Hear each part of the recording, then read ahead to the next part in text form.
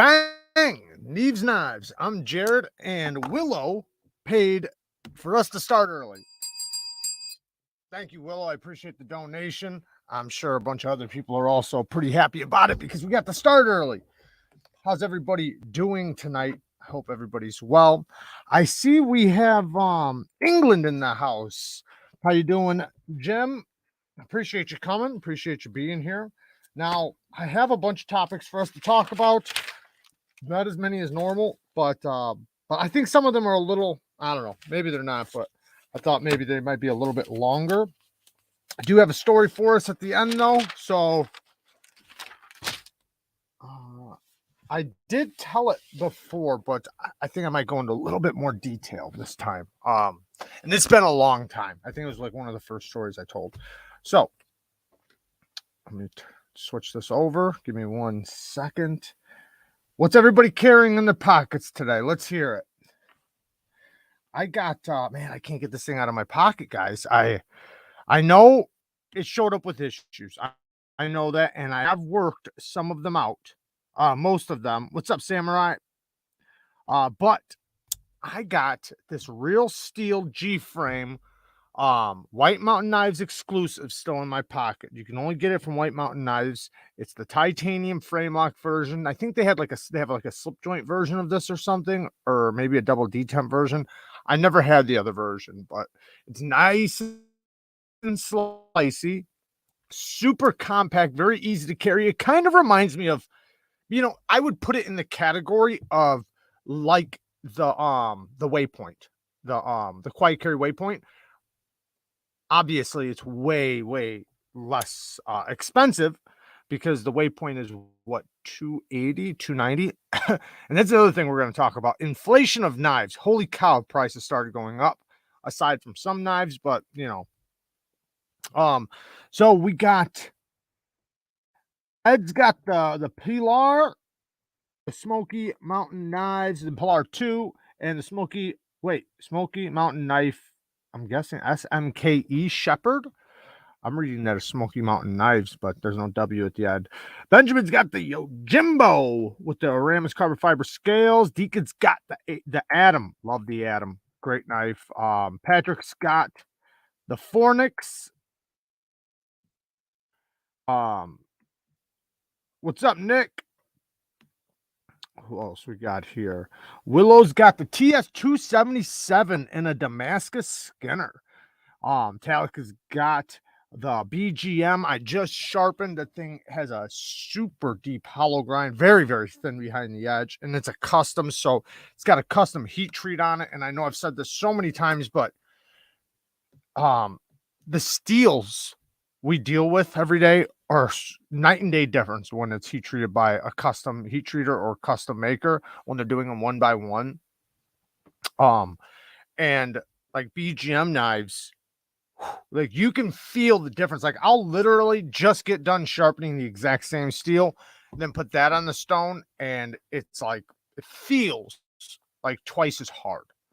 And it just, the edges get so keen. And his, man, usually I guess it depends because he does have lots of different knives, but some of the ones I've sharpened, man, have been very thin behind the edge. Spanish has got the 301, man. That's an awesome knife. I love the 301. That is just, you can't go wrong with that knife. And I'm honestly not even a huge fan of that blade shape. It's a clip point, big bellied blade shape, but it's just so slicey, and the ergos you get, it has great geometry, and then on top of it you get great ergos. Plus it's somewhat of a harder use knife. The Microtech DOC, holy cow, awesome knife. Howdy, what's up, cow? My work slicer in the weekend pocket. Looks like it's just you right now, Breeze. You're the only one moderating right now, it looks like. I'm not sure if Fiend's going to be in here. It seems logical. I'm not sure if he's going to be in here. What's up, Russ? Who you calling a dummy? Well, you better have a hinder in your collection. Otherwise, you're the dummy. Or you better have a hinder in your pocket, I mean. Real Steel Luna. Awesome. I sent my Luna Boost to Mike Emler. Nice little knife. Super solid build. It's got and that's the frame lock version, but it's got like a really strong frame lock build, almost like kind of like Sabenza-y, if that makes sense, but in a compact version. I mean, it has a steel lock bar insert and everything. I believe it does. I believe it does. I could be wrong on that. All right, so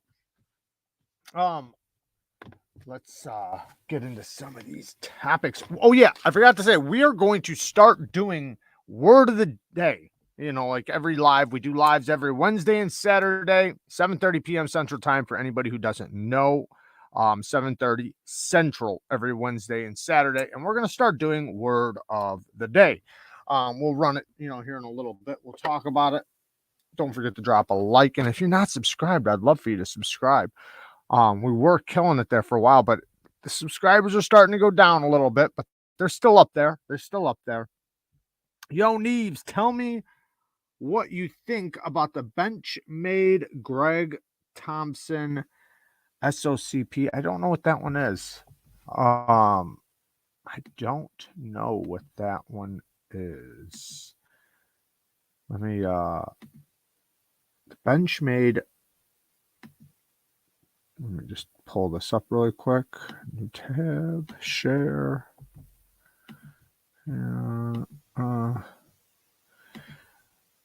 What was it? The bench. I gotta look this thing up.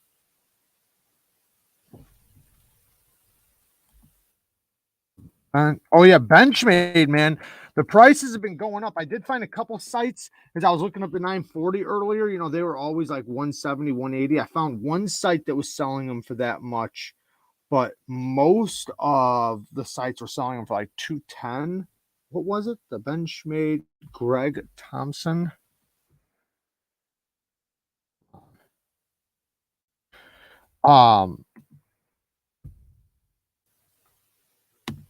It's a dagger, huh? Okay. Let me pull it up so everybody else can see it. If the pop-ups would stop. Damn it, I hate pop-ups. I hate fucking pop-ups. You guys are like, well, I'm watching that every one of your videos. Don't talk about pop-ups. No, I'm talking about like when I'm trying to look at a website and just they won't stop popping things up. Like when I have to do my reviews, I try to take pictures for you guys, and there's the knife right there. And every time like I'll go to snap a screenshot to edit it into my videos, I'll pop up. So there it is. I think it's pretty cool. I think it's a one duty type of knife. Obviously, we know what that is. But I'm sure it would work still okay for like little tasks. I think the problem that could be with something like that is that if you use it for EDC, right, then the day you do need it for what it's designed for, it might not work as appropriate because the edge will be damaged from you using it possibly, unless if you keep your edges always tuned, always sharp, then but yeah, I think it's pretty cool. I think all knives have a purpose, some way, shape, or form, as long as they're built well. What I don't like are knives that are not built well or don't make sense. Lasha says, hey, Jared, want to check my latest Instagram post? I made cardboard folding knife. Haha. I think you will like it. Yeah, I'll check it out. I'll check it out after this. Trying to get down to the... If I ever miss a comment or a question or anything like that, just re-ask it. It's no big deal. I know I sometimes when I'm in a live, I'm like, man, I don't want to ask that question again. You feel kind of dumb doing it. Don't feel dumb. Just ask it again. Nobody cares. Everybody does it when they have to. If I miss it or something. What are the best knives to disassemble, including ease and backed warranty? Well, not speaking about the warranty, True Sons are like the easiest knives to take apart and put back together. They always go back together perfectly. They use T8s. They don't use red Loctite. As for warranty, Chris Reeves, Benchmade, but Chris Reeves are easy to take apart and put back together. Benchmades, you know, with the access lock, maybe not so much, but your warranty is really good. But just ease of maintenance, like without the warranty, Two Sons. What else are really easy? There's a lot of knives that are easy. But like I said, Two Sons and Riats, Wheeze are really easy. Those are probably the easiest in my opinion. But you don't really have to worry about the warranty as long as you just put it back together fine. If you don't, I guess if most of the companies that offer warranty and cover taking it apart, they're going to be probably easier to take apart. Now, some of the ones that don't cover that, if you know they're easy to take apart, then you shouldn't have an issue. It should go apart and go back together just fine. And a lot of companies, they will, like if you strip out a screw or something, they'll just send you a new screw. You won't have to send it in. They'll just send you a new screw. Depends though. Don't take my word for it though. But yeah, there's a lot of knives that are real easy. Like I said, Civivis are real easy. Wheeze are easy. Riats, Two Sons, Kaisers are pretty easy. I mean, there are some that are a son of a bitch, but once you've done enough of them, they're all kind of easy, except for the ones with red Loctite. That's when you start running into some issues. I have good luck with Spydercos as long as you are not trying to swap out the scales. Aftermarket scales seem to suck and the action gets terrible unless you accept side-to-side play. I've had both good and bad experiences. So I've had really good experiences with aftermarket scales and really bad. So it's kind of a shot in the dark. It depends on where you're getting the scales from. There are some decent, reputable companies. But even then, like I've gotten good and bad from Flightanium. I've gotten good ones from RC, was it RC Blade Works? They do good ones. And then what's that other one? Sharp Dress Knives. Sharp Dress Knives does good scales.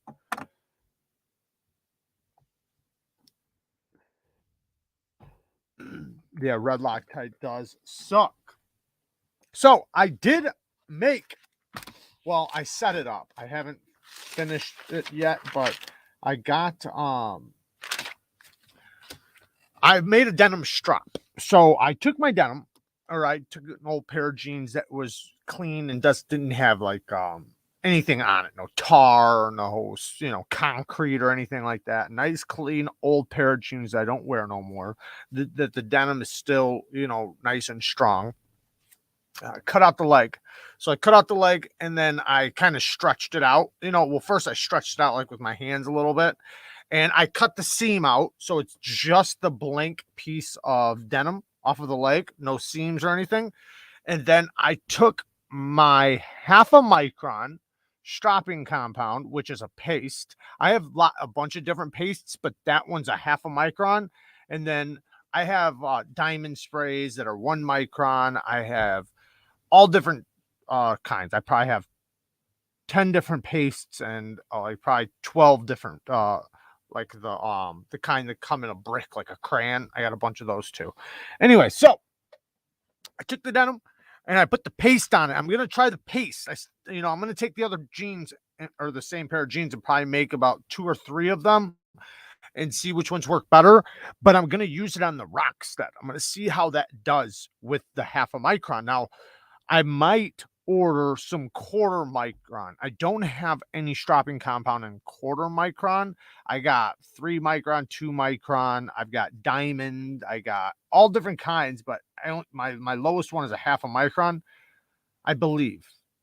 I don't think I have anything lower than that. But anyways, so I'm going to try it and hopefully it works. I still have to staple it I have a piece of, I have a strap that's like a big piece of wood and there's a good strap on one side, but I don't use the other side. So what I'm going to do is I'm going to staple it and stretch it around the back side of that strap. I seen somebody asked a question. Patrick, I'm going to need some extra bell ringing.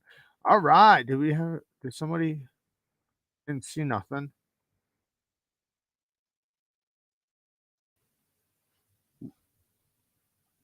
Didn't get nothing. So, oh, wait. Patrick. All right. Thank you, bud. I appreciate it. I don't know why it didn't come up over here. It happens sometimes. Thank you, man. I appreciate it. I did not miss the belt. I got it. I got it. I'm gonna make sure this is caught up. So thank you for the donation. There we go. Um, Lyndon, I tried to get the nightshade from Deathless Sight, but their order wouldn't. Don't do that. That's not the same. Wait, the nightshade. I don't know about the nightshade. I don't know if that's the same one or not. It looks like it's the same one. The Bell Amy is not the same one. I talked to Kaiser. They said it would be the end of the month when they would be able to have those knives available. So I'm gonna talk to them. I figured I'd just wait till the end of the month, to talk to them, because usually when a company says the end of the month, usually means the beginning of the next month. But that Bellamy is not by them, the one that's on that site. So, but I have no idea what's going on with that. I'm waiting to find out. And that nightshade does look like the right nightshade, though. It does. So it probably is, but they probably don't have them. That's probably just a prototype. They probably just put one on their site, just to say they have them. I don't know. It's hard to say. And I don't know anything about that company. Remember, Kaiser was OEMing some of their stuff, but that doesn't mean that they don't have other companies OEMing. That happens. That's why sometimes you'll see the same exact design by two different companies. Sometimes it's the same company just putting two different brand names on it. So you want to be careful. Thin denim strap is giving me the very best performance, I swear. Well, that's what Rockstead says. Whoa, Maurice is back. He's back. I didn't think he'd be back for a few weeks. Maurice, thank you, man. I appreciate it. Thank you so much. We got just a couple hundred more subs. Thank you, man. Thank you so much. That's crazy. It looks like you just said, fuck it, I'm gonna put one donation for the whole live. That way you don't have to keep going. I appreciate it, man. Thank you. He's not drunk.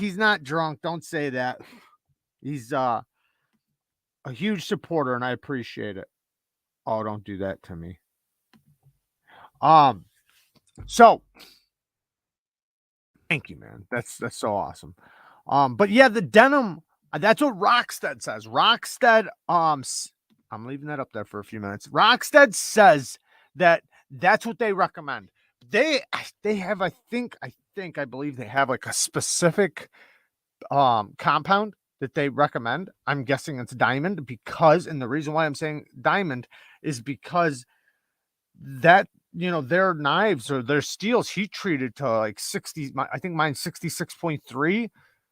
That's hard. You probably want diamond with that. Now, diamonds also scratch a little bit deeper, so maybe not. Maybe aluminum oxide is better. So right now I'm using 0.5 micron aluminum oxide. I'm going to test that out. That might do great. But if not, I'm going to build a couple more and do some with diamond, and I'll test some out maybe on some other knives, like with polished edges and things like that, and see how that works. I technically have like stropping film I could use, or the what the hell is it called? That the 3M film or whatever. I could use that stuff if I really have to, which might work great. And I'm not talking about, I'm talking about stropping on it. That might work really good. Willow with the donation. Thank you, man. I actually like what you do. Keep doing you. Thank you, man. I appreciate that so much. You guys are going to have my analytics up tonight or, well, in 24 hours. I'll be looking down like, oh, yeah, it was a good time. because they have been going down a little bit because, you know, we had that roller coaster wave. So we're starting to teeter downhill, but we're going to go back up. We're going to go back up for sure. And we're still doing really good. I don't know if you guys seen it, but I keep, hopefully he's not in here trolling us, but I keep trolling Metal Complex. I trolled him on Instagram. Some of the Patreons, they'll know because I got a video that's gonna go up. It's like a behind the scenes. I show like some of the cardboard I deal with, and that's when I recorded the Rockstead video. So I have a little clip of it in behind the scenes with the Patreons. I'm going to, you know, put that up on Patreon, but like I said on there, I said, you know, I'm going to troll him on Instagram. So when I put up that video on Instagram. If you guys aren't on Instagram, I put up a video of me using the Rockstead. Patrick, again, can't compete with the big dogs, waiting for them to go broke before I drop a big one. Oh, man. Shane Gables. Thank you, man. You guys are going crazy tonight. I appreciate it, man. Thank you. Jared deserves all the success he gets. Oh, man. Thank you. Thank you so much. You guys are amazing. Thank you so much. So I put on the Instagram, I used my Rockstead because if you guys don't know, Metal Complex, he's got a Rockstead, right? And he says he uses it lightly, but he says he uses it. So in my video, you know, I think I was like kind of like trolling people, and then I trolled him in the message. Cue ball, don't leave me out. Thank you, Cue ball. Thank you. Man, you guys are going crazy tonight.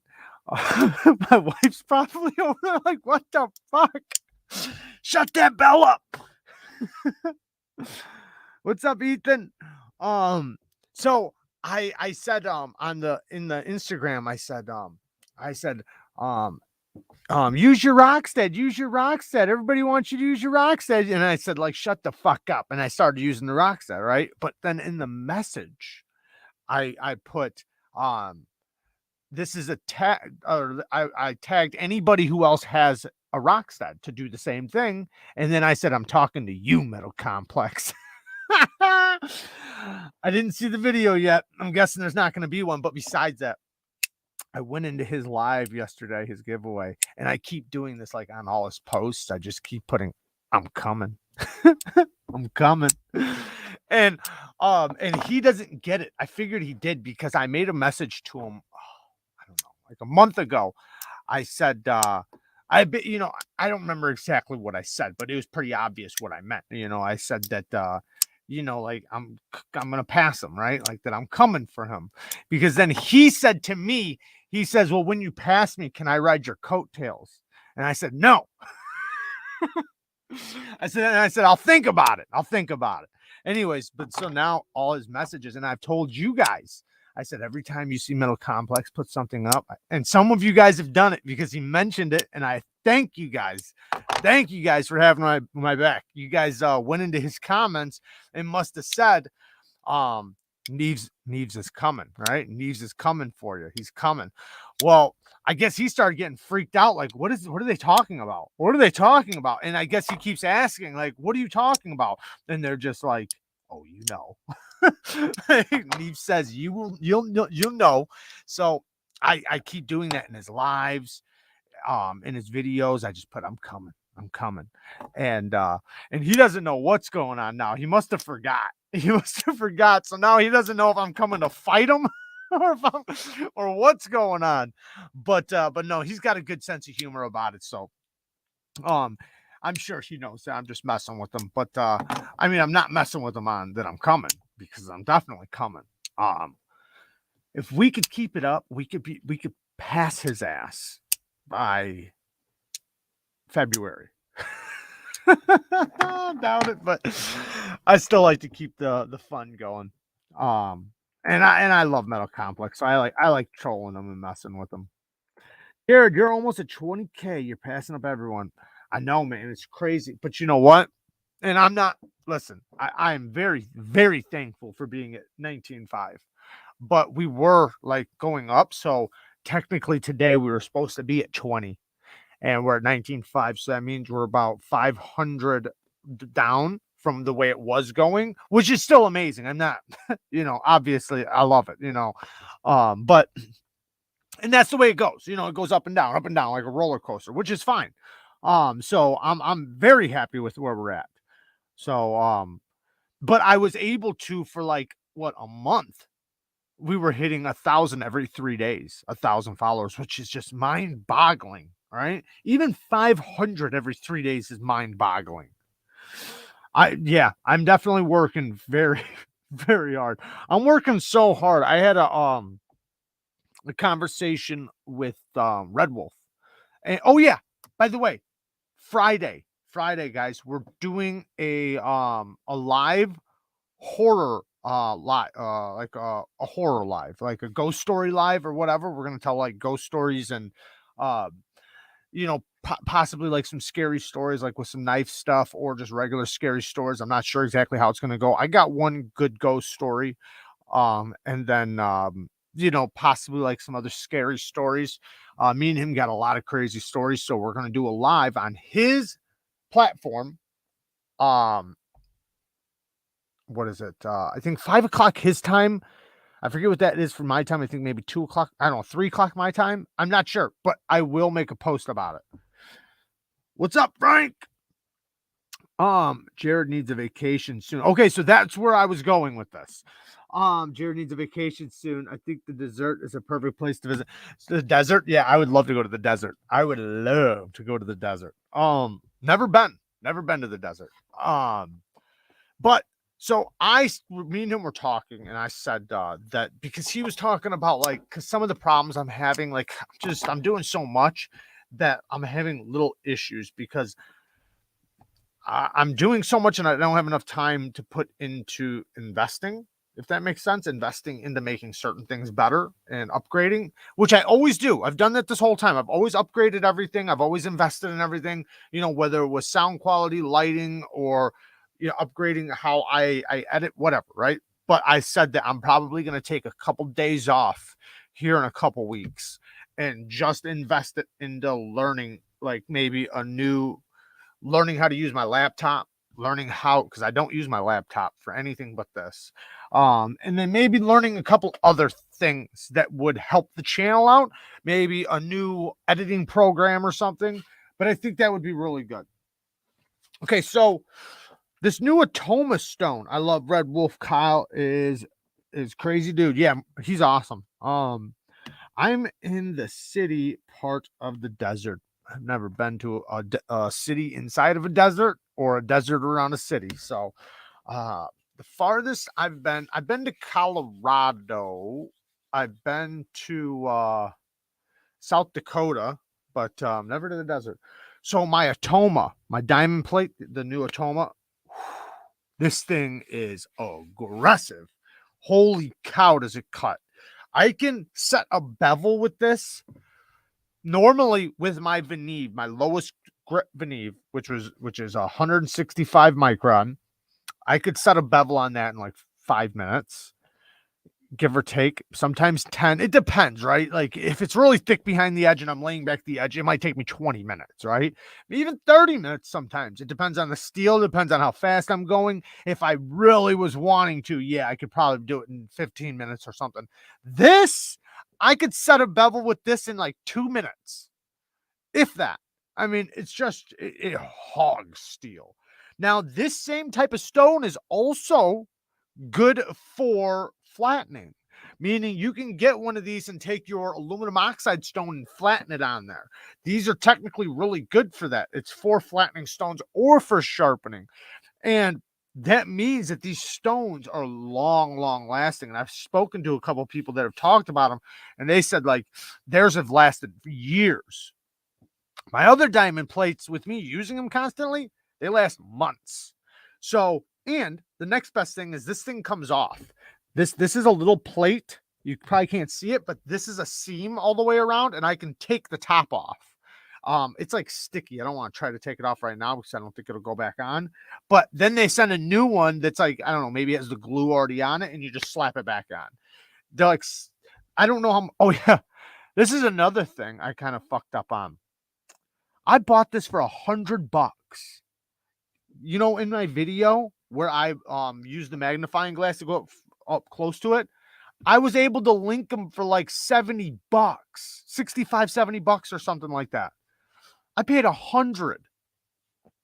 That's crazy. So if you guys are wanting a fucking phenomenal deal, and it was the same size, same everything, this exact same stone. So if you guys are wanting to get some Atomas, I can get links for them for like the cheapest you can find them. Of the 140, the 400, the 1200, and I think the 600.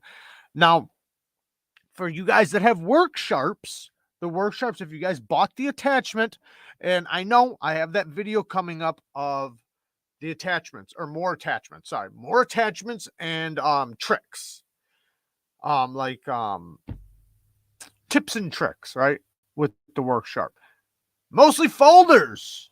Hey man, thank you. Pop up, there we go. Thank you. Trying to figure out what I want to save up and get myself for Christmas. What are you and everyone looking at for yourself? Help me get some ideas. That is a great question.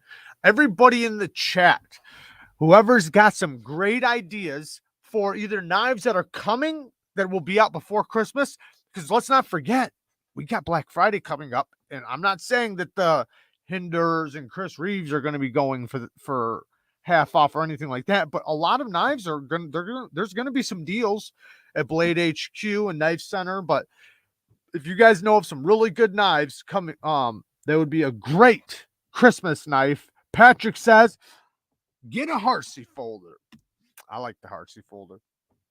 But for those of you that do have the Work Sharp precision guided sharpener, and you guys bought the Work Sharp attachment, the Gritomatic attachment, or if you used my link and went and got the ones from Seth that's making Work Sharp attachment parts, he has all different kinds of parts for that Work Sharp.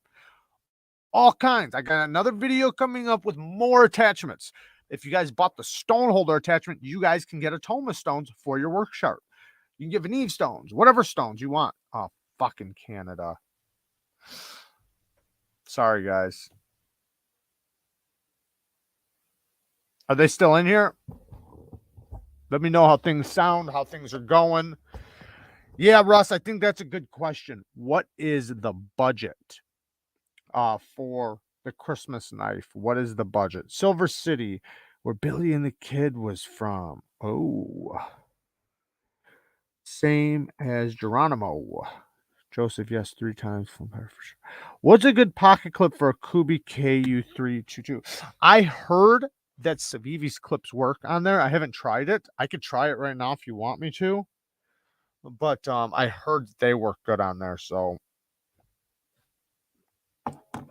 they look like they would work too.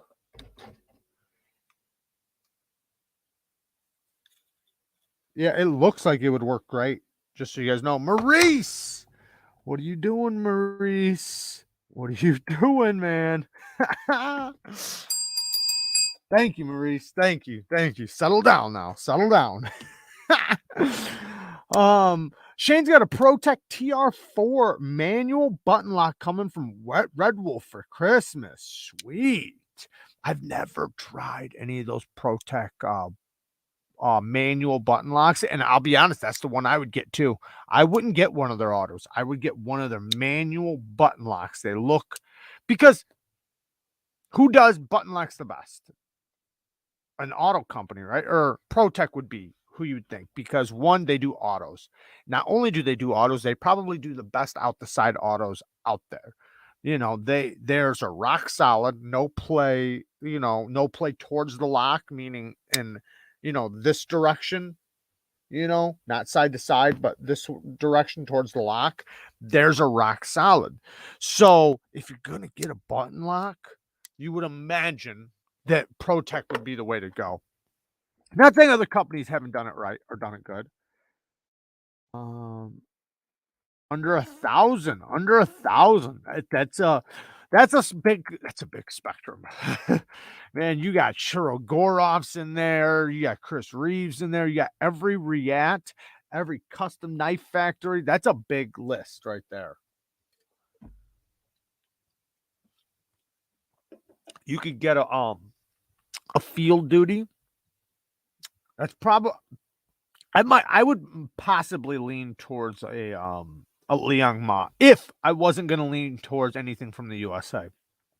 But from the USA for that price, you could damn near get a Koenig Arius, but that's that might be tough to find. I would say even a Roosevelt, an Oz Roosevelt. Yeah. Ooh, I know. SG knives. Those are customs, and they're from Indonesia or something. But damn it, do they look badass?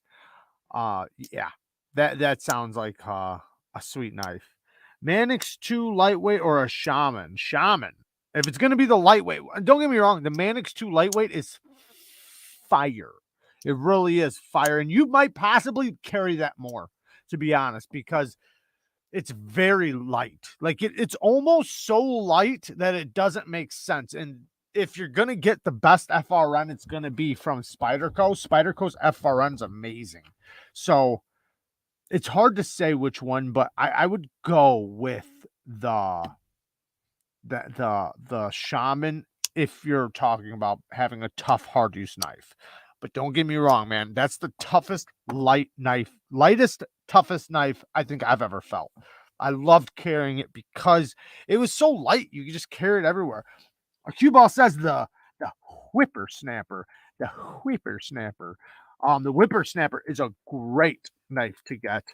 Anything Olamic, but I'd say the whippersnapper too. I got a Malibu and a Mordax from ProTech. The action is sick. I like both of those knives, but if I was gonna have to pick one between those two, I think I'd pick the Mordax, to be honest. I know most people would say the Malibu. I'd say the Mordax. Yeah. And I'd try to drill a hole in it. That's what I do. What's up, Snaz? If anyone is interesting, I'm willing to sell my ProTech 2021 Blade Show West Malibu. Fernando has the ProTech Blade Show West exclusive, I guess, Malibu, if anybody's interested. Just got a sea snake. Any suggestions on a carry setup? Get a tech lock. Mike said soft loops is the way to go, but think a tech lock. I'd get a tech lock, to be honest, but I mean, I was carrying this. No, well, yeah, this has soft loops. You know, this has the soft loops like that. I was having one issue. Every time when I went to pull it out, this would pop. Not every time. Don't get me wrong. I wound up like not doing that because I just started making sure I was pushing off when I pulled out. That didn't sound very nice. But when I would just snag it and pull out, the button would pop, and a tech lock is just going to be so much more durable. And you always have the ability to like spin it and everything else, you know. So this is a tech lock for anybody who doesn't know. Basically a tech lock. It's Rake's version of a tech lock, and you can turn it sideways like that and it'll lock in place. See that? Or you can, you can turn it any direction you want. So these are really good. That came on the Rake Jagger, just so you guys know. If you guys are ever looking for a good, solid 14C28N fixed blade, the Jagger is a really good option. Now, this is a tough knife, though. So it's not going to be like your light-duty EDC carry. This is it's not giant. Like, it's probably a 4-inch blade, maybe 4.5, but solid in your hand, nice and robust while still being almost a full flat. So it'll be a great slicer. But it's 14C, so it's really tough. I seen them hammering this into trees and then standing on them. Like they're really tough, and they come with a fantastic clip and carry. So you could technically take the tech lock, their version of the tech lock, off and probably use it on just about anything. That's kind of the beauty when you do get a setup like this. You don't have to leave it on here. You could also take this off and use it on other things. And if you guys are looking for an amazing kitchen knife, holy cow. The Tucson 14C 28N, the Tucson chef knife. I linked it in my video earlier today. This is amazing. One, you have like chefs, they like to hold their knives like this, right? This is how you're supposed to hold your knife. You don't hold it back here, right? Kind of like if you're going to write with a pencil, you don't hold it from the top, right? You hold it right near the lead. Well, same thing with a chef knife when you're using it. You hold it nice up and close to the blade so you have full control over it, right? This gives you really good contouring right here for that pinch right there where you can pinch. So it's really nice and you have tons of control. Even like if you really get up close, and then you can also, get it right there if you really want to. But the pinch right here is very nice, comfortable, perfect thickness handle. And then it's super thin. The whole blade is thin, but not so thin to where it's flimsy. Like it's, you can tell it. I mean, it's solid. This is a solid knife. I could totally chop with it if I wanted to, but it is very thin behind the edge. So, you're going to want to be careful, I guess, with it. But being 14C, that steel is made to be ground very thin. That's the beauty of 14C, I believe, like in a way. Kind of like think about like the Kershaw Leak, very thin blade stock with a hollow grind. Being a chef knife, 14C is amazing for chef's knives. So fantastic chef knife if you guys are looking for it. It's only $50. $50. And, it's got a pretty nice box for putting it away, too. They give you a little safeguard, where you can slip it right back into the package. So it's, nice little setup to store away. I actually showed this to Kaiser because Kaiser has a chef knife coming up for another company. I'm not sure the company, but they're going to send me a prototype of it. They're trying to figure out the box design right now. That's why I showed it to them. I said, you should probably get a top down type of box. Don't slip it in the back, because when you slip it in the bag, you can tear the box and everything else. So I showed them that. And then I showed them my chef knife, which this is my chef knife. It's a Shin kitchen knife, but it comes in a magnetic box. Pop, and then it opens up like that, which this is a good option for boxes too. So I think this would be really good. But then this one has a San Mai blade. It's really nice. I did sharpen it. It sharpens up really good.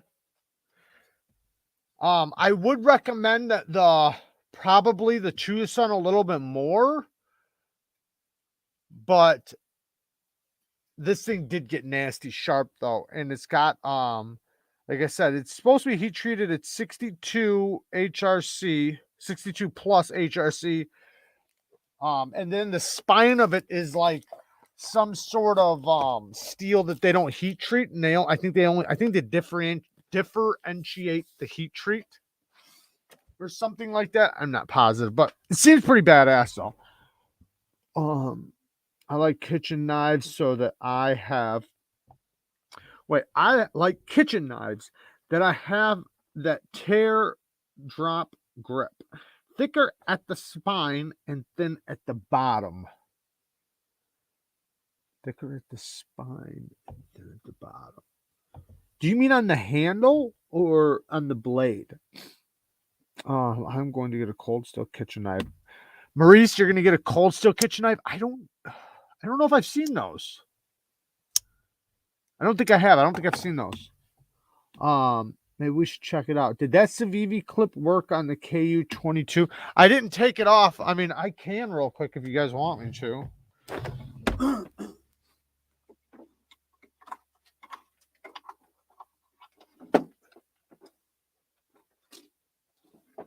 Let's see.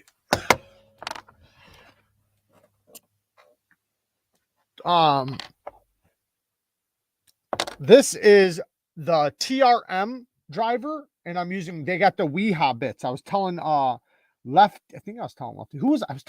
Bees Blades. I was telling Bees Blades, Weehaw does sell these little bits too. And let's take this off. What was that super thick knife you showed recently? That I bet you want to know. That is a clone of a Reese Wieland fatty slash.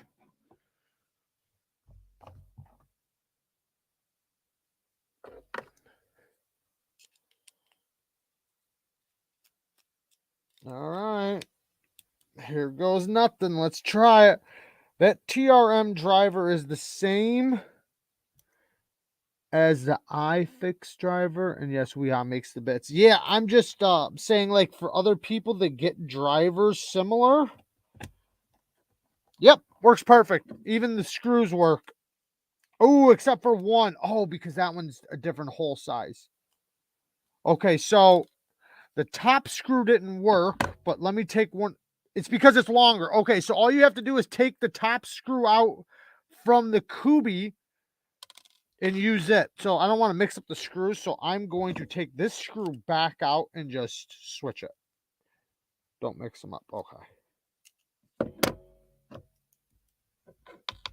So this one and this one go together. Yep. And this one and this one. But yes, it does work. I'm actually going to just do it myself. Let's see how it feels in hand. I think that's a good idea.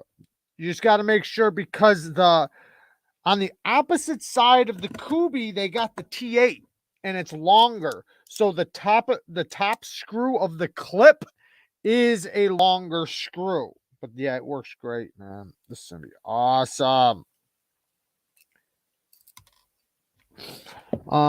Jared, it's way too crazy. I'm too crazy? Why? What's wrong? Do I not see? I'm looking down, Fox. Haha, Charlie Woods has a plan to take apart hogs in kitchen. What the fuck? All right. Yeah, and that's not even bad in the hand, because I'm pushed up so far, like the clip, it's poking out at the end. I thought that maybe it would be annoying in the hand. I feel it, but it's not bad. Not bad at all. And this is going to be so much better in the pocket. Oh, yeah. Man, I got to show Kubi this, because this is just entire. Look at that. Look at the difference here, ladies and gentlemen. That's the clip that I just took off the Civivi. This is the clip that was on there.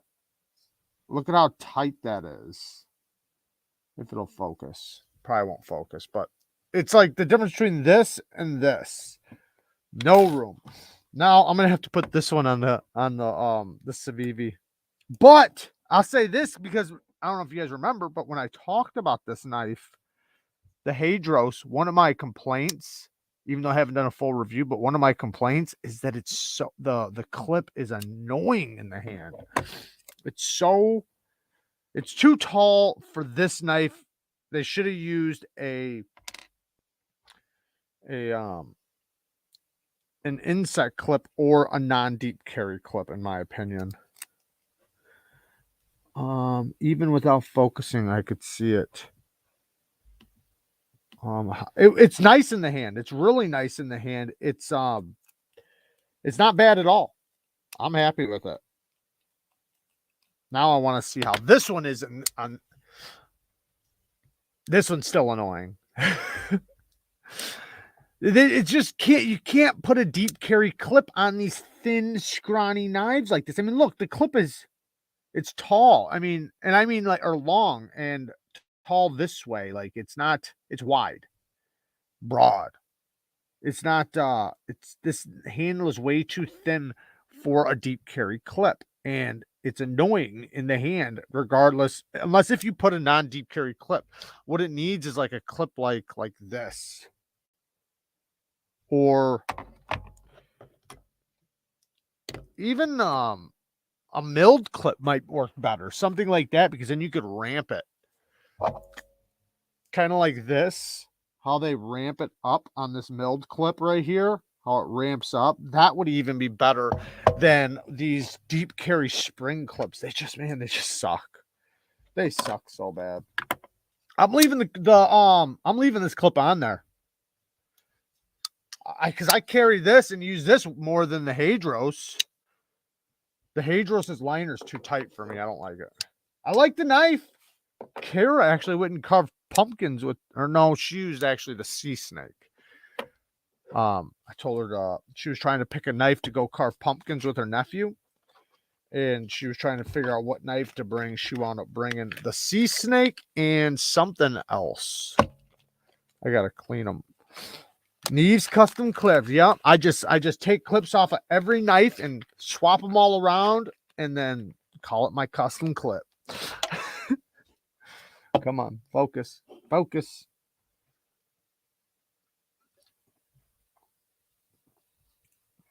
Anyone tried that new Civivi double front flipper with the multi-tool? I got one coming. They're not out yet. I don't think. I don't know. Maybe you can get them, but they said as soon as they're done with them or something, they're gonna send me one. So I'm waiting for it.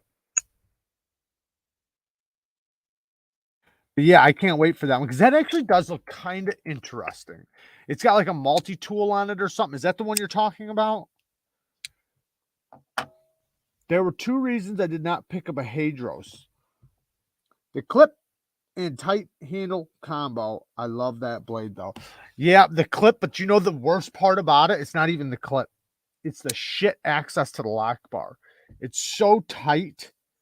It drives me nuts. Like, I'm probably just going to give it away. That's why I'm not really too worried about it. And you guys might get it with the Kubi clip. Because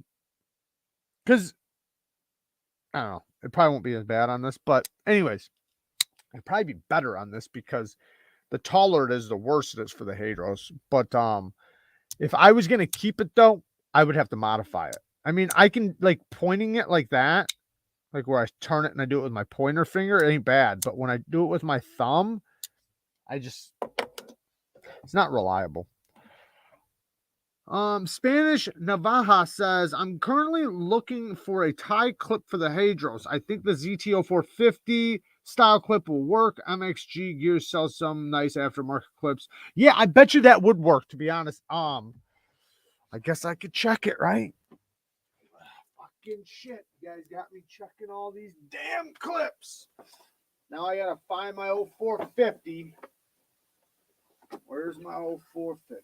Where's my 0450? Where's my 0450? Give me 1 second, ladies and gentlemen. I'm gonna be mad if I got it sitting right here. Where did I put it? I got it somewhere. I just had it in a video.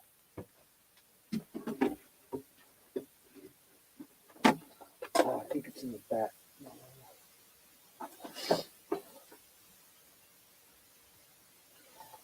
Now I can't even find my 0450.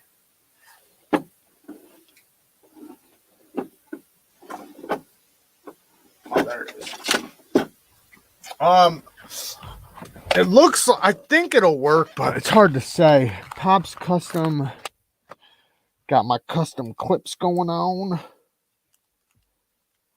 So you'd have to, oh no. Oh, there it goes. Yeah, you'd have to get an aftermarket clip or talk to ZT and see if they'll send you a clip. But I think this would be a perfect clip for it because it's not deep carry.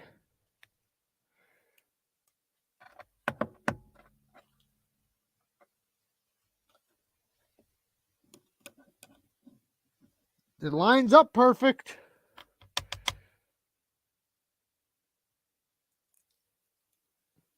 I'm just going to put one screw on it. Maybe that would be the best bet. I don't know if the screws will work, though. I don't think so. If you have a Kubi Raven, it has a tie clip. Yeah, but I don't think it'll work.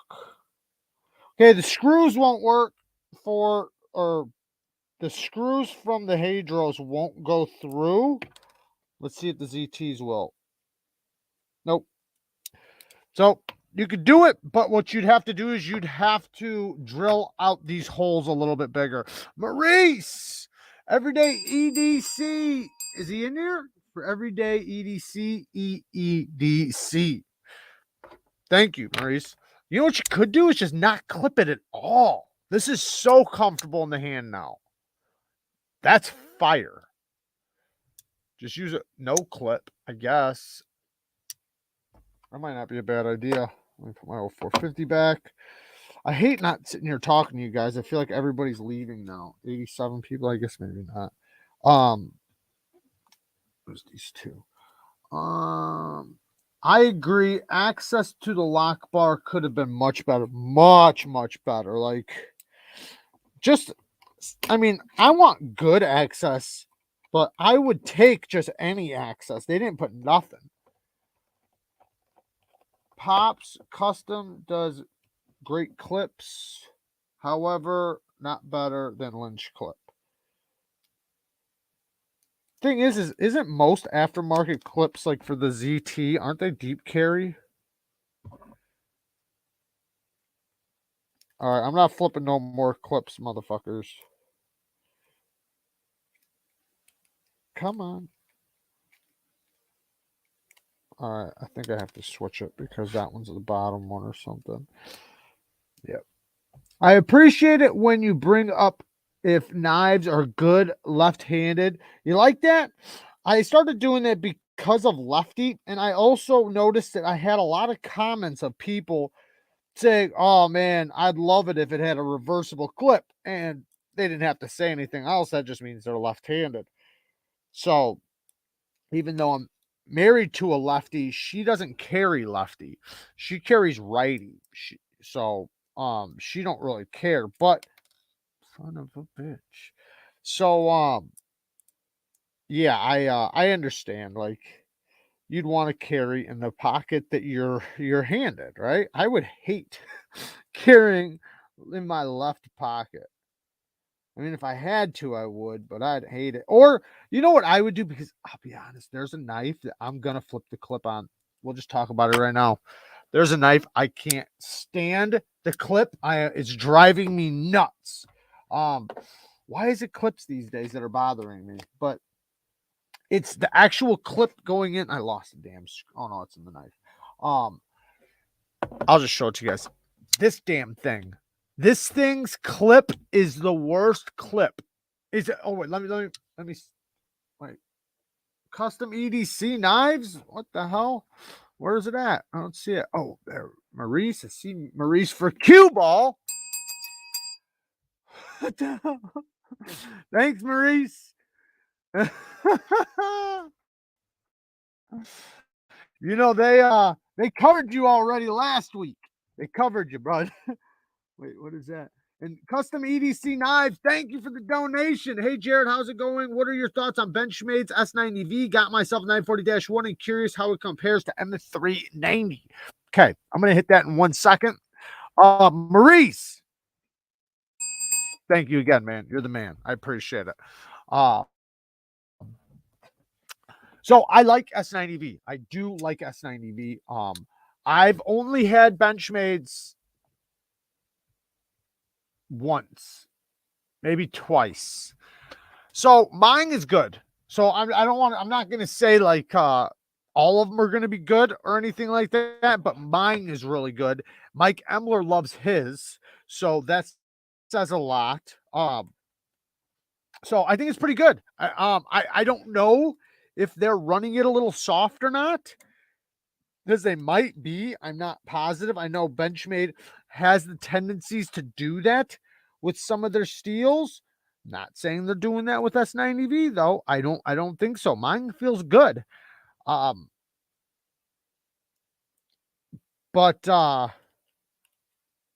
mine also I got used. So mine already had a couple sharpenings on it before I got it. And then damn it, I put the clip on the wrong side. And and then I sharpened it myself because when I got it, it didn't have a good edge. So in that case, mine might have gotten into good steel. But Mike, like I said, he loves his, and his is S90V. He switched his from S30V to S90V. I think they're doing it good. I do think it's. Do I like it better than M390 though? If it's done good, I wouldn't say I like it better, but S90V takes a nasty sharp edge. M390 done well takes a nasty sharp edge. So if they were both done perfectly, man, if they're both done perfect, I don't know, man. I could take either one. They're both great. But now if M390 is done bad, I want the S90V and vice versa. Can't be left out, Willow, you mutt, Willow. Thank you for the donation. I got my flip flop falling off. Thank you. You guys are awesome, man. Thank you. You guys got me balling tonight. Did anyone watch Dutch Bushcraft Knives and what they did and tried to do the rocks? Yes, I did watch it, and everybody left me a comment about that in my my video. I did see that. And yes, that was awesome. I think that the Roxton did great, to be honest. I was surprised that the scales got knocked off from the bullet. But it didn't hit the scales, it hit the blade, and the vibration knocked it off. That was kind of surprising. However, I was also surprised that it didn't shatter the knife, because with that high HRC, you can expect it to shatter like glass, right? Like that's what the Rocksteads are. They're heat treated so hard that they're like glass, but they're also thick and robust.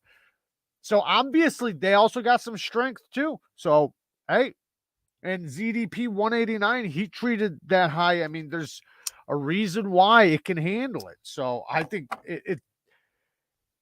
it did better than any other steel, probably he treated that high, at least most. Shane says Spyderco's S90V is titties.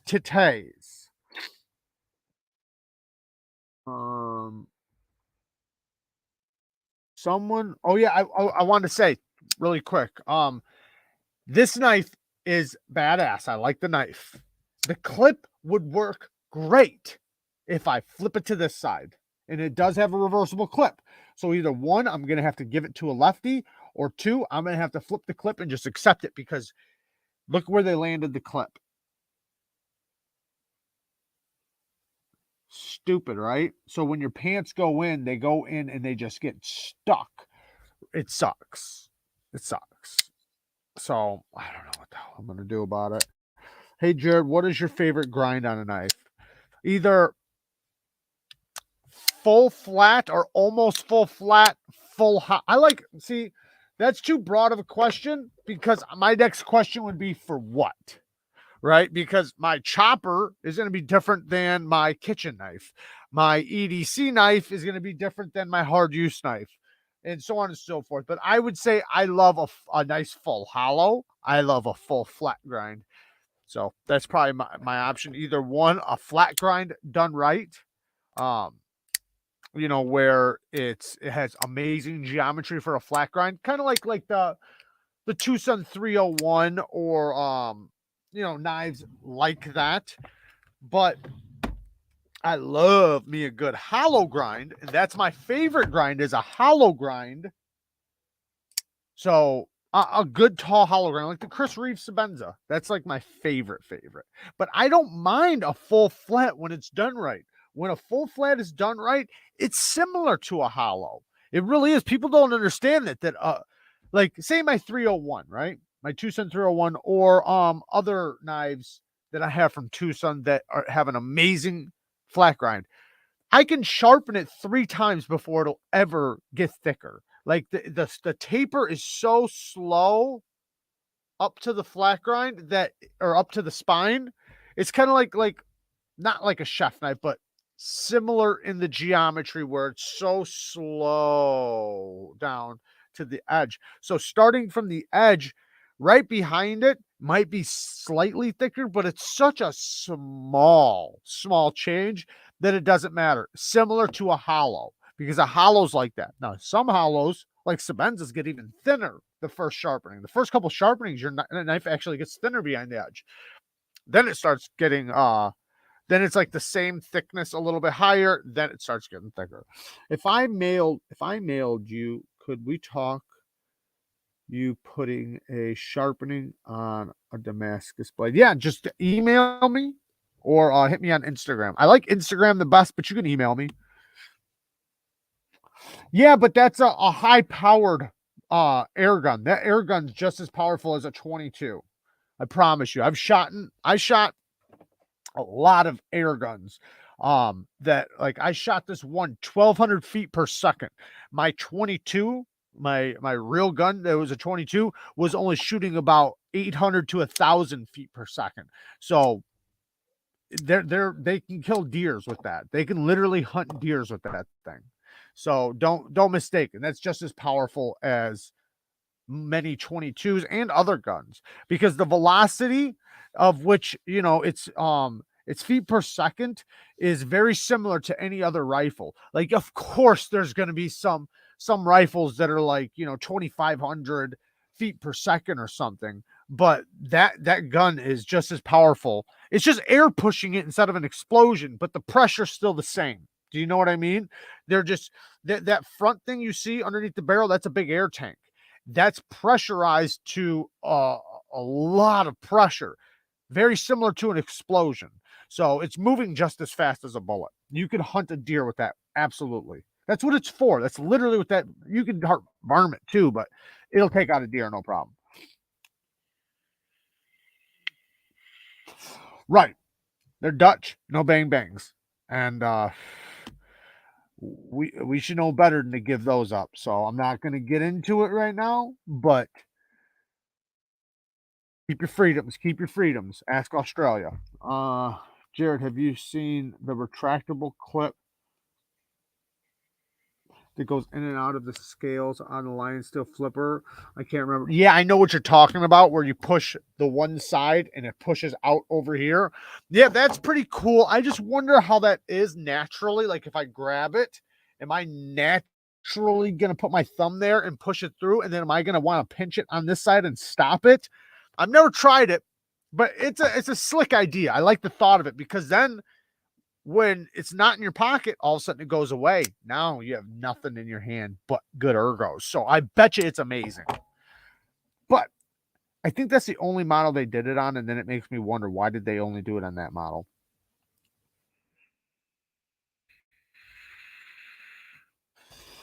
Sorry, I'm going all the way down to the bottom now. I got to catch up. So if anybody said a comment that I don't see, just repeat it, please. Please don't leave me hanging. Just repeat it. Just going in and out of the pocket looks smooth and eliminates hot spots. Right. But I wonder how it is naturally. Like me right now, I make a cut, I go like this, and then I go to put it in my pocket. Am I naturally going to be able to just push it and put it in my pocket? Or am I going to wind up blocking it with my fingers on this side? I don't know. It might be smooth. I have no idea.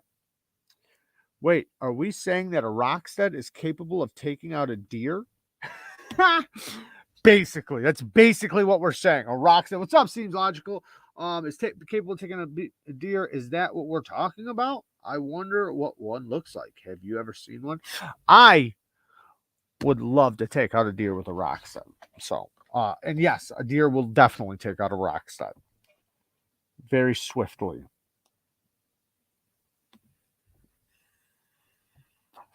Yeah, where is that like button? K Mason, what's up, bud? With the 10 bones, we're getting there, man. We're getting there, ain't we? Almost to 20K. Once we hit that 20K mark, it's off to the races. Off to the races, ladies and gentlemen. We're gonna have an awesome giveaway for the patron members. Technically, I got some giveaway stuff from Through Night for I'm probably going to do the majority of them on Patreon, and I might do one in a regular video or something. The thing is, I don't like doing, you guys should know, most of you guys know, I don't like doing regular giveaways. It takes away from the people that support, the people that deserve the giveaways, because people jump in and I wind up getting trolled. Half the people that comment for them, I don't know. They don't watch my videos. And then it winds up going to somebody who doesn't might not even appreciate it or even watch my channel. So I'd rather give it away to the Patreon or in a live, because in a live, I know the people are supporting. I don't have to say I'm doing a giveaway, although I do know by saying I'm doing a giveaway, it'll get a lot of people in my live, right? But just having people in your live doesn't do anything for your channel. Do you know what I mean? Having them watch your content is what does something for you. So I'd rather give it to people that I already know are here, right? I don't have to tell them I'm giving something away for them to be here. So I'd rather do it like that. But they are trying to do me or get me to give it away to you know, to like get their name out there. So, and I kind of understand that, right? I don't know. I we'll see how it goes. I don't know. I think I can give like 2 or 3 of them away. All right, what other things do we have? This is kind of funny. This company contacted me like a month ago.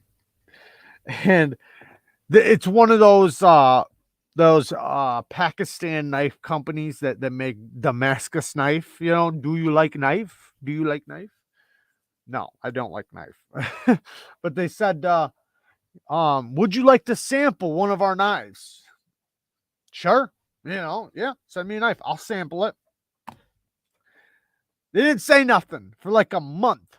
Then they come back to me and say, will you tell us that you'll buy the knife? I said, no, I won't. Like, I'm not buying that knife. I already know what the knife is. I already know it's junk, right? I know it's junk. It's Pakistan Damascus. We all know what that is. It's super soft, not even heat treated Damascus. Like, it's like, I'd be dumb to buy their knife, right? And I don't think it'd be good for them to put it on my channel. You know, they should know that by looking at my channel, right? Like, don't send knives to knife reviewers that review good steel and talk about heat treat and talk about steel and do all that. Don't do that if you know your shit is junk. But it's on them if they're going to do that. Anyways, so then they asked me that question. I'm like, no. And then they're like, we only give knives to we only sell knives to customers or something like that. And I said, you realize the word sample means you're giving it to me, right? Like, sample means give. Like, do you want a sample? Sample means that I'm giving this to you, like, or, you know, to try out. Like, you don't, it's not how that works. Like, you don't ask me if I want to sample it. Hey, would you like a sample? And then say, well, buy it. And then that's me buying it. That's not me getting a sample. That's me buying it. That's me buying the product, but whatever. I thought it was funny. Pretty good. It's a little bit better than 9CR. It's literally very similar to like OS 10, to be at VG10. I'm not saying it is VG10, and I'm not saying it is OS 10. I'm saying that you're going to get similar edge retention.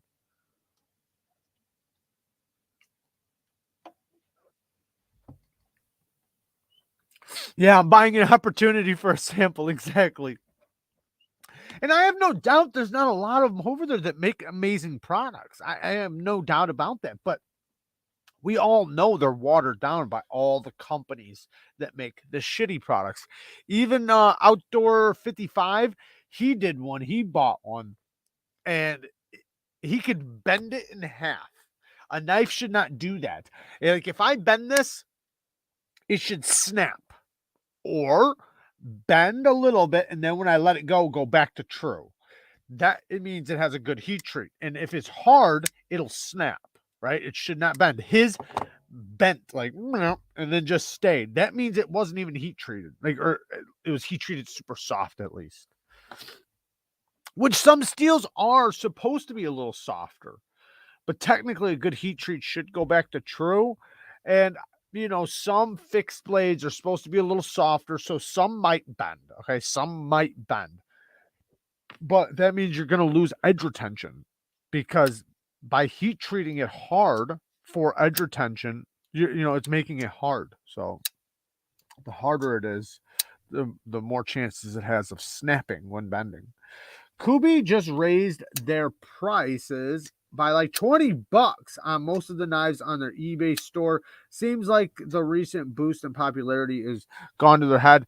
Yeah, if that's true, I'll talk to them, but look at their, like, I don't know about their eBay store, right? But even on their regular website, it's more money, like, than if you buy it from Amazon or my links. My links are really cheap and they come from the USA.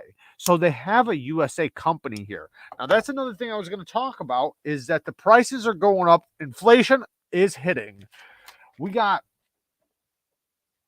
damn it, I just lost something. We got Benchmade 940s going for $230. On Knife Center, I found one for $191. Remember, those were $170, $180. The ZT0450, originally $170, is now $208. That's crazy. But I did find some I can link for $180. Remember that. So I can get them for $180, just so you guys know. I always do try to get you guys the cheapest links possible, by the way. So anytime you guys use my affiliate links in the descriptions of the videos, I do try to find the cheapest links I can.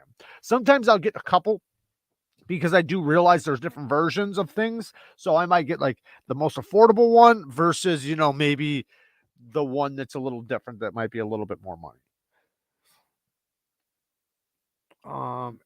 It does got good acoustics. Yes, it does. Yes, it does. What's up, Stella? My links, my links, my Amazon, my affiliate links. Click those to buy those. Yes, yes, yes, yes. Support the channel on those links. Yes, exactly. Exactly. I do make a small portion of every purchase from my affiliate links. Now, only from Amazon. Let me make that clear. I'm affiliated I'm affiliate with Amazon, Mojave Outdoors, and Andar. But Andar's I haven't posted yet. It'll be soon. And you guys get a 15% discount. And on Mojave Outdoors, 10% discount. And then on Amazon, whatever it is. You guys don't get no discounts. The discount is whatever the price is. Knives are now investments. Congratulations to everyone. Facts. See, if you guys would have bought the knives last year, right, and kept them in a box, you guys could be selling them on eBay for the regular price, making some bank. Yeah, Jared. I'm gonna get my quantum worked on by knife modders, but like in a month from now. XD, I just can't wait. Awesome. Hell yeah. What are you gonna get done to it? I'm waiting on a Miguran, and I'm so excited. Sweet. Which one did you get? The what the hell's the name of it? The one with the fuller. Just type in Neeves 20 and see what happens. There you go. Any news from Justin at White Mountain Knives about codes? No, I haven't talked to them. Now, I don't know if it's better for me to okay, so most of the time I don't contact the companies. They contact me because I leave it open for them, because in a way, okay, let me make this clear. I do contact companies, like saying maybe, like, hey, I'd like to check out some of your knives if you guys, ever want to, for me to check out some of your knives, right? But like knife companies, I don't really know. I have with sharpeningsupplies.com and things like that because of all my sharpening videos. So sometimes I do, sometimes I don't. But when it comes to like getting discounts or you know, discount codes and stuff like that, I don't ask for that. I feel like that's up to them to offer that. You know what I mean? But I don't know. Maybe I should. Maybe I'm thinking about it all wrong. Maybe I should be thinking about it like a CEO and trying to get it where I can. That makes sense, right? I probably should. Hi, and Needs Knives is in Cook County. I'm actually in Lake County, but close. Very close. Very, very close. I'm going to get Riano Purple, like 75 watts, and then get a mirror finish on the whole blade. Sweet. Wow. That sounds dope. A mirror finish on the blade. That sounds crazy. My luck has run out. Got my hands on a Cultural Tech 2, and they're only 35 in existence. Damn. That's crazy. Good for you, man. Good for you. That's awesome. I'm totally gonna get me a KU-22. You should, and you should use my link to get it. But you might want to get it soon because they just got back in stock because they sold out really quick. And just so you know, a lot of the people that got them did contact me and thank me and say, you were right. This knife is amazing. And I said, I know. But yeah, no, it is an awesome knife. You really can't go wrong with it. It is like that. Now, I'll say that about the other ones too, though, because I'll be honest, that Vagrant, it's nowhere near as good as the other two. I love the look of it. I have the titanium one and the G10 one. They're good knives. They're great knives. The problem is they chamfered their hole. The hole around the deployment, they chamfered it too much. And the detent is nice and strong, so you slip a little bit. It's not horrible. You do get used to it, but compared to this, it's not as good. This is way better. So the 321 is better than the Vagrant, and even the what is it, the 122? Wait, am I right? What's that one with the Spyderco looking blade shape? The 122, right? Yeah, I think it's the 122. That one's awesome. And it's only a reverse flicker, but it's so easy. Like anybody who has problems reverse flicking, get that knife.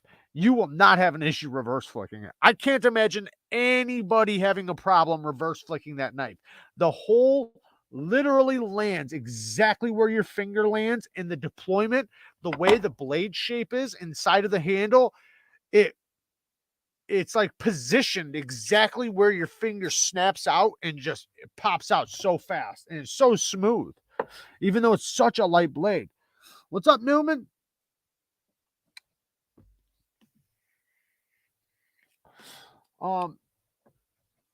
Sifrin says, I've got a second Tucson TS177 coming and a Tucson TS124 and staying up late to win a newer model Tucson. I need help from Tucson. I've got 5 of them coming. 5.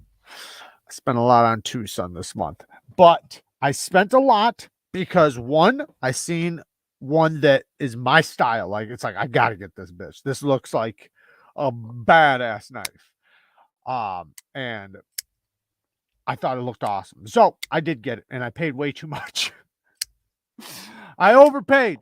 However, I made up for it because I got a little hookup, not like a hookup, but I got a little connection with Tucson over, it took me a while to get it, man, of us emailing back and forth and really talking about it. But I set up a little deal where I can buy some of the new Tucsons that come out. I spoke about this in my last live.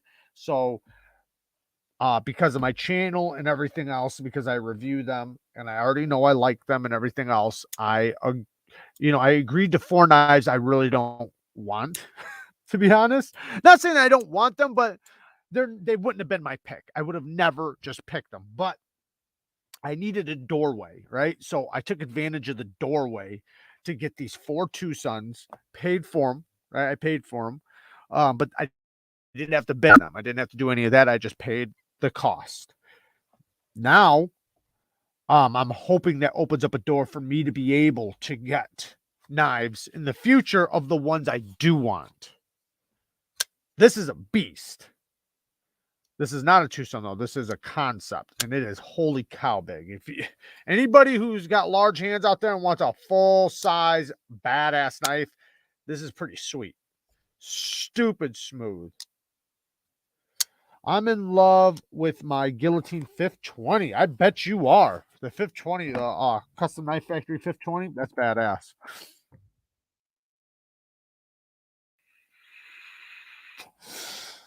Yeah, Shuros are like, not many knives are going to be. Now, a lot of people would argue Custom Knife Factory is very similar to Shuros. Some people would argue some Riats are as good as Shuros. There's going to be preference and things like that, but sometimes you get a knife, right? You get a knife and you flick it open. You're like, I don't see what the big deal is, right? I don't see what the big deal is about this knife.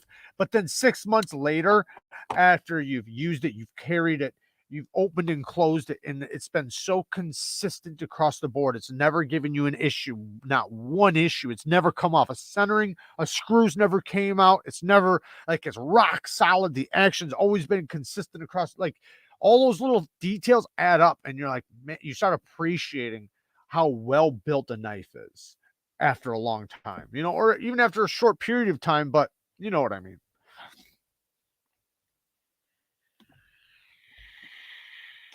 It depends on the budget. G-Bell says, I want to try a concept. What would be a good one to get? So I would say the cryo. They have the titanium version and they have the budget version, which is micarta. So I would say that, and they also have a mini. They have a mini and a large. If you want a large, so you have the choice there. That's a good range. You have budget, high end, small, and large. Try the cryo.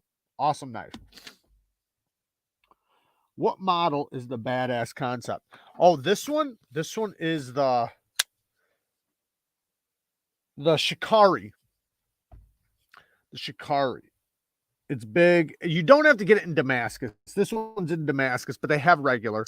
They also have a really badass one with fat carbon and storm anno bolsters. And this is a real bolster lock, but damn it, it's so smooth. The only issue is that it'll come down on you. I mean, it's so smooth. Like, watch this. Woo. You can either get out of the way fast or you can kind of go like this and then let it go around.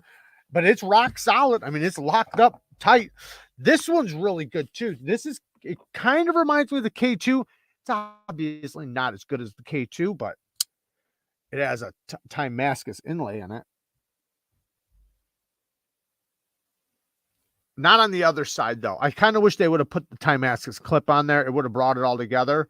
But you have a beautiful Damascus blade, and it's got like 2 raindrop patterns. It's got a raindrop pattern on the top of the spine and on the grind, and it's a dual grind without being thicker. It's just a beautiful blade, and you can get this in multiple different options as well.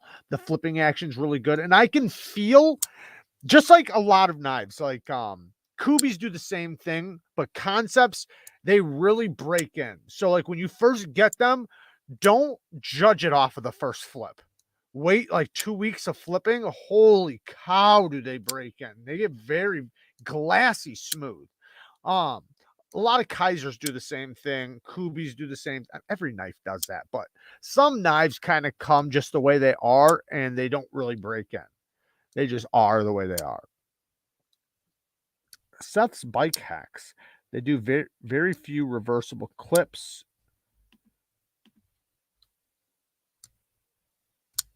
That's one area Tucson really needs to improve. A lot of their pocket clips suck. Okay, let me address that, because a lot of their pocket clips used to suck. Their clips are great now 90% of the time. Now, you could argue there's a couple people or designers that don't do that well. 99% of them now are great, though, with the clips. There's a few out there that still suck, but yeah, they're older models. Which is like 100 models, do suck. Like I only like a few of the models under 100. Only a couple. Most of the knives under TS 100 and under, or TS 01 or whatever and under, I don't like. A lot of the knives above 100 are amazing. So that's the way I look at it. And their clips got a lot better. Night Morning's got amazing clips. Tepe's got amazing clips. A lot of them got amazing clips, but yeah, they do have some with shitty clips, and they do need to make some reversible clips. I agree.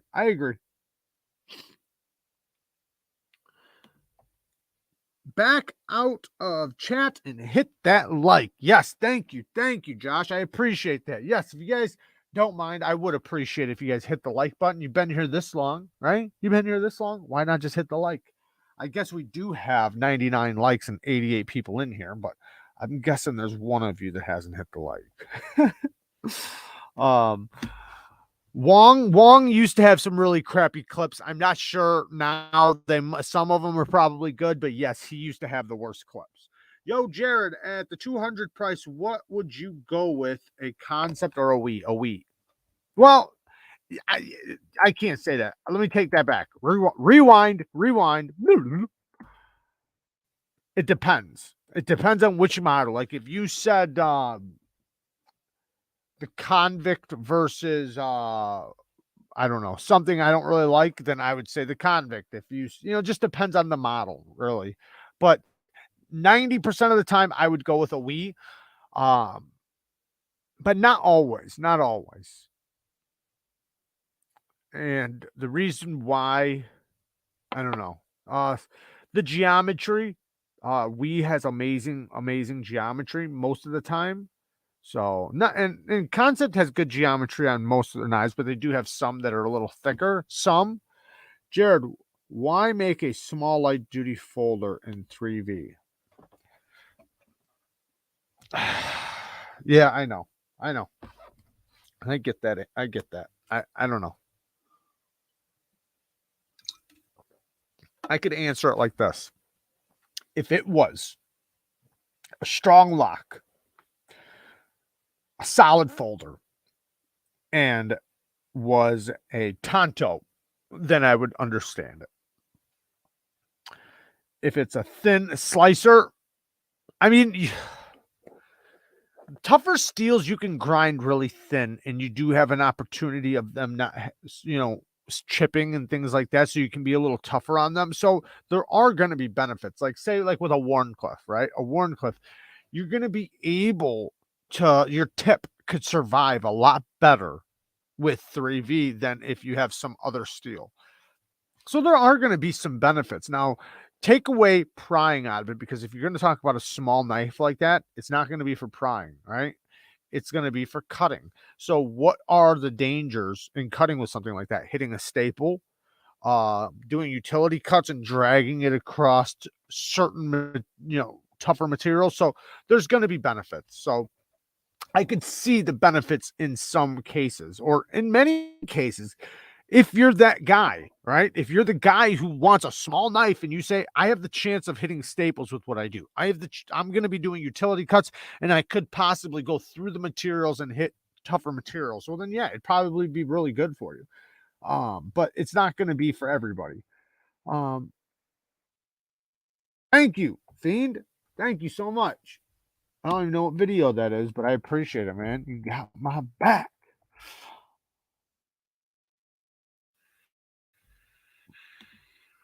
You can probably find a boyfriend on MC's channel. Neves, have you ever used the convex edge attachment for like the TOS prop? No, I've never used that sharpener. However, I do have a company that is sending me this. They're new. They made a fixed angled system, and I told them to send me their diamond stones, not their aluminum oxide stones. They were going to send me their aluminum oxide. So that is on the way right now, coming from overseas. So it's going to take probably a couple weeks. Should be here anytime now. But then again, with our shipping problems in America right now, I don't know. I mean, we'll see. I'm waiting for it. But I've never used a convexing guided system. I've only ever done convexing freehand and convexing on my work sharp.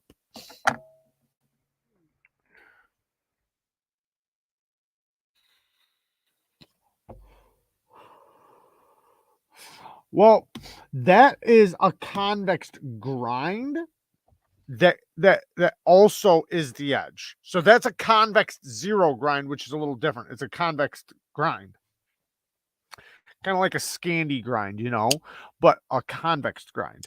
So in order to do something like that, you have to lay it all the way back, like as far back as you can go, because otherwise you'll just put a convex edge on it. Because that's a thing too. A convex edge is what most people freehand. Like I freehand V grinds, but sometimes I do convex. It depends on the knife. It depends on a lot of things. Like, just depends. But you can convex just an edge bevel. I want the wee thug more than my blood pressure medication. Well, that is a decision you're just going to have to make. Be healthy, my friend. Be healthy.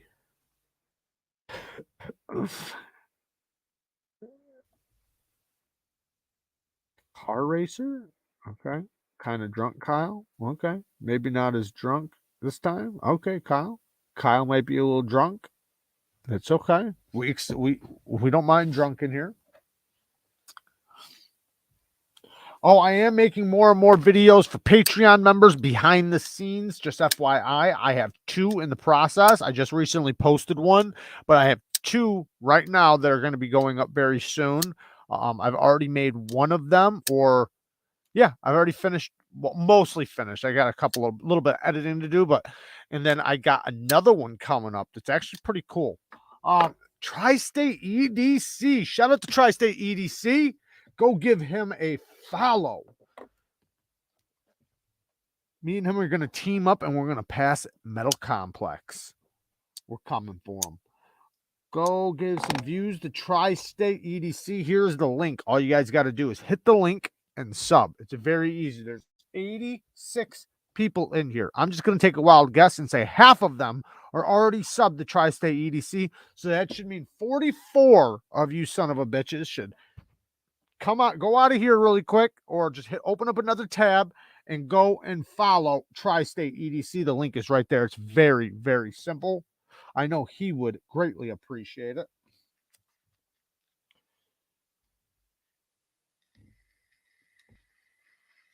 So let's talk about what sharp means. Okay, that's not the word of the day. The word of the day is coming up. But what time is it? Oh shit, it's 9:05. Damn, that went by fast.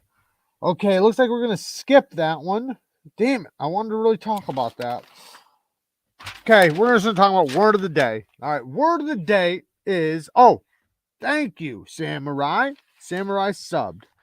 How much do you think Demco's paid Blade HQ for the 80/20.5 advertisement? I didn't see it, but a lot of times they do their own advertisements because they're going to be selling the product and they're making money on the product.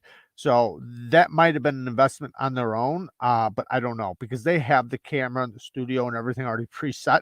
So it benefits them to do the advertisement, especially if they have the product and nobody else does. So, but I wouldn't doubt, I don't know, a couple grand, maybe. I don't know. It's hard to say. Jared, I heard Metal Complex mentioned you in his video. In which video? I'd like to know. I know in the live he did because I told him I was coming for him. Is this like the Pee-wee's Playhouse word of the day? Kind of, but knife related. Okay, so word of the day, temper. Okay, a lot of you guys probably know the definition of this, but a lot of you guys might not. Temper. What is temper? So tempered steel. When you hear the word temper, it's relating to tempered steel, the degree of hardness and elasticity in steel or other metals. Improve the hardness and elasticity of the steel by reheating and then cooling it. So, what is the difference between temper and annealing? Right? Because there's annealing and then tempering. Annealing uses a slower and more controlled method of cooling. So it cools slower. Tempering is faster. Okay, so tempering cools really fast. Now, tempered steel offers a superior strength and hardness. That is the word of the day. Temper. I guess we went with annealing too, but thanks, Jeremy. Temper, I lose it when I think about inflation and shipping issues. That's the second definition. Temper, what happens to me at the DMV? Whoa. There we go. Jared doesn't have a video on it, but LTK does. Here's the link. Bang. There you go. I haven't seen my temper in a long time. Think I may have lost it. Temper happens when your ex-wife calls. You guys are crazy. All right. Maurice, you son of a bitch. He's sneaking in here with the 5 bones. Thank you, Maurice. Thank you. Thank you. Thank you. I appreciate it, man. We getting Rick rolled. Rick rolled. When you say custom heat treat is always good, do you, not always. It depends, because a custom heat treater can fuck up a heat treat too. But uh, uh, a recommendable or a reliable custom knife maker. Anyways, do you talk about only custom knife makers who tests their knives proper HRC test? Well, some of them will do say I think Medford, like every 5 or 10 knives, he checks the heat treat, or he checks the HRC. So you have some that do that. Some don't, right? But some do. Now, there are other ways they can kind of check it and test it. But yeah, a lot of them do have like an HRC tester where they can tell the hardness and make sure that it's at an optimal hardness. Now, the reason why isn't because of that. The reason why that they can do a better heat treat is because they're doing it in smaller batches. They're doing 1, 2, 3 knives at a time rather than 300, because in an oven that is,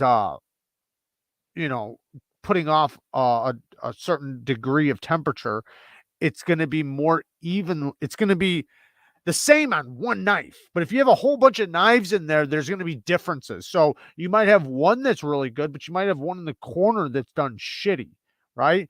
And they're rushing it because when you have a production company, say, that's putting out 300 knives a week or something, I don't know how many, but whatever, I'm just shitting out a number right now. But when you have them pumping them out, it has nothing to do with the quality of the heat treat. It's how many can they sell.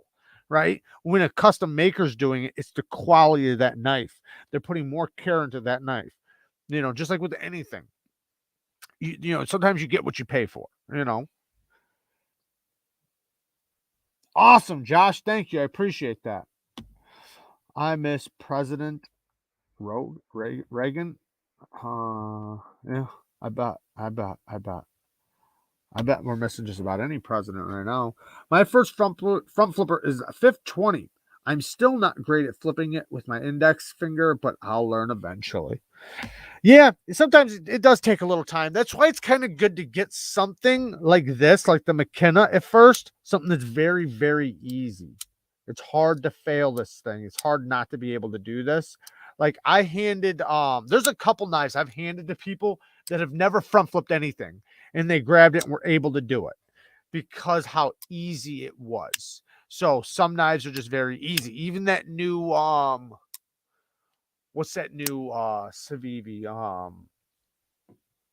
Oh man, I can't think of the name of it. Whatever it is, I forget the damn name of it. You guys know what I'm talking about. The number 2, it used to be a slip joint. Now it used to be a slip joint or double detent knife, and now it's a liner lock. What is cryogenic heat treat? Hey, Roy, you're gonna have to wait for next week. You're gonna have to wait till Wednesday for the next word of the day, Roy. Next week. Was born in 76, lived through the entire decade of the 80s. Never been more happy. Good for you, Maurice. That's something we should all be striving for, is happiness. Happiness. Not the stylum. Thank you, Cue Ball. The Appalachian Drifter 2. The Civivi Appalachian Drifter 2 is very easy. The Imperium, that's another one. The Imperium is very easy too. That one's really easy. When you can get like a knife that's this size too, I know the Imperium is longer, but you can get the same type of grip on it, right? It gives you the ability to just put your finger there rather than like say some knives where they're bigger and you're like trying to reach your finger up there really high. With a small knife, your finger automatically lands there. So it's just super easy. Joe with the 5 bones. Thank you, man. I appreciate it. We're about to do story time. I know I'm late on story time. I apologize. I wasn't watching the clock, but we're gonna get to story time. We were talking so much, man. I didn't even hit half of my damn topics. So I apologize for that too. Let me need subs, and I'm not talking no $5 for long. Yes, May 26th. Tyler says this thing's blade in full flat grind is absolutely insane. This thing is honestly probably slicier than any of my churros, but I haven't used the churros that much because they're save queens. Churros are good because they're full flats and they actually get down to a relatively thin edge, but the way their taper is, it's pretty good. They're not like mega slicers, right? But what they are is good slicers. So they have like, remember, like depends on which one we're talking about, but like say the F95 or the F3R, they're full size knives. Technically, those would be considered kind of hard use knives, but they're hard use knives with an amazing geometry for the knife. If you consider the stop pin, the strength of the liner, the strength of the ergos you get amazing grip. They're so comfortable in the hand. Then you have a full flat that gets down to a nice thin edge. So everything put together equals the amazing geometry that they have. You have to consider everything when you talk about geometry, because if I'm talking about a hard use knife that's supposed to be able to pry doors open, well, then it better not be slicey, right? It better not be. That in that case, it would have bad geometry if that's what it's for. And I just seen Josh Almighty, got to run, brother. Have a great stream, guys. Thank you, Josh. I appreciate you coming in, and I appreciate the donation. Thank you. All right, story time. Let's get into it. So, this is a story when I turned 18. Okay, so me and my old man got into a fight, and he was paralyzed at this point. I've told the story before, so for those of you that don't know, my dad was hit by a backhoe. He was paralyzed from the nipples down, and I was taking care of him. But we got into it here and there, So, but as soon as I turned 18, like I already had an apartment set up when I was 17 before I ever turned 18, ready to move in because of like us fighting. Like I was still gonna take care of him. We couldn't be under the same roof type of thing. And so and when I was younger, I remember my dad always told me, like when I was in school, and I'm talking about really young, really young, my dad always told me that like on papers, on forms, on anything for school, anything for anything, he's like, don't put your address, put your aunt's address, right? I was like, why? Like, why wouldn't I put my own address? He's like, never put your own address, never do that. And I was like, why? And he's like, because then Benjamin with the 5 bones. Thank you. Keep up the great work, brother. I'll be listening, but got to study for state exam. It's all good, brother. It's all good. Thank you for the 5 bones. I appreciate it. So he tells me, don't ever put your address on there. He's like, use your aunt's address. And I was like, why? And he's like, because then you'll know when they're coming for you. Then you'll know when they're coming for you. And I remember thinking, like, who are you talking about? Who the fuck's coming for me? But it made sense in the future. Like I knew what he was talking about. Anybody, right? Anybody, anything. Then because you have the heads up from the person who lives there, like your aunt or something. Like, hey, the cops came here looking for you, or hey, what are those guys called that send you to court for like civil issues? You've been served, like those things. Like you'll know they're looking for you if you give the other address. So I always put my aunt's address, so all my mail always went there. Anyways, that was kind of off topic, but so I got my own apartment, and like as soon as I turned 18, and a summons, exactly. But with anything too, anything. So yep, when you get served by the county clerk, whatever. But at least you'll know then that they're looking for you, right? Without them finding you first. You'll have the fair warning, which was always smart.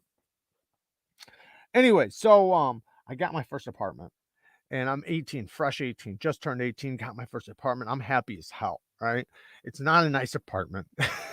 It's in a bad area, 4 stories high. You know, lots of crackheads, lots of everything, and just it wasn't nice, but it was mine, right? It was mine. And you know, I was excited about it, I was happy about it. And I went to my mom's for my sister's birthday, and I was there, and on the way back, it was like midnight, right? It was like midnight. I'm driving back, and I'm driving a Mazda MX-6. That was my car at the time, a little stick shift, a little 5-speed stick shift. And I turn this corner. I'm on the street that's going to lead to my apartment, probably 6 blocks away. I'm not speeding or anything. Turn the corner, and I'm going, and all of a sudden this cop comes and pulls up next to me, and he looks at me, and I look over at him. As soon as I looked at him, he just swerves right over, almost takes me out, but you know, he gets behind me, slaps on his lights. Well, I pull over in my alley. I can see my apartment, right? I know now I should have kept going. I should have kept going and parked in my driveway. But I didn't think I had anything to worry about. Well, I did have something to worry about, but regardless, we'll get there. But I pulled over, and I didn't want to make it seem like I was running either. You know, sometimes every block counts, and the way he got behind me, like he made it seem like he was about to run me off the road to get me. So I pull over, and I'm in my alley. I could see my apartment, and he comes up to the car, and he's telling me, he asked me, he's like, you know how fast you were going? I said, yeah, 35. He's like, no, you were going 55. I was like, bullshit. You know, and he was lying. He was 100% lying. Oh, fuck. Is Canada in here, guys? Anyways, so I said, bullshit. And he, how'd it go? He says, because first of all, where I was, remember, he got behind me and started chasing me or following me right after I turned that corner. There's no possible way when I turn that corner for me to get up to 55 miles an hour. But when, you know, like when he's seen me, no fucking way my car could go, like, it's not possible. So what he said has a fallacy right there. Like, there's no possible way. Anyways, so as soon as I say, no, the fuck I wasn't, he opens my door, which is illegal as fuck. He opens my door and tells me to get the fuck out, right? So I get out, and then I remember I got a weed pipe in my pocket. Right? I got a weed pipe in my pocket, and I'm working a good job. Like, I got my own apartment. I'm 18. Like, this is fucking me up. Like, I'm kind of upset because I'm thinking, like, the neighborhood I'm in right now, I'm the last guy you need to worry about right now. Like, you know, like, there are so many other things you could be doing right now, and you're fucking with me, right? The guy who's actually doing everything right. And I remember it upsetting me and making me mad. Anyways, so he takes me out of the car, and he just starts pass searching me down, right? Like, illegal as fuck. Like, he had no right to do any of this. Finds the bowl and starts slapping the cuffs at me. Well, I'm upset now, right? Because like I said, because of all the things I just said, right? I'm 18, got a good job, I got an apartment. I'm you know, most of the people in the neighborhood are all selling drugs and are in gangs and everything, and I'm fucking doing good. So it kind of upset me. But anyways, he arrested me, right? He puts me in his car, and I'm begging him, don't tow my car, right? Don't tow my car. And it's like, I can't afford my fucking car to be towed. Like, I'm paying rent right now, you know? I literally made exactly the amount. Exactly. Like, literally, I had to hustle other little side jobs just to make rent because where I worked paid my rent. That's it. That's all it did. Dollar for dollar.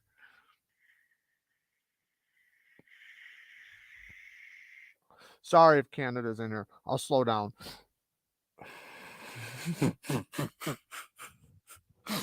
I'm sorry. I'll slow down. So anyway, so I don't know if you guys missed anything. I hope you guys didn't miss anything. So anyway, so dollar for dollar, that's all I make for rent is where I work. So I literally have to hustle side jobs in order to pay rent. My dad just recently got hurt. he hasn't had his payout yet or anything like that. Like it's like a whole fucked up situation. Like I'm like it's crazy. Maurice, thank you, man. I got to go, my friend. Jack and Coke are here. All right, brother, don't get too fucked up. Thank you, man, for all the donations, man.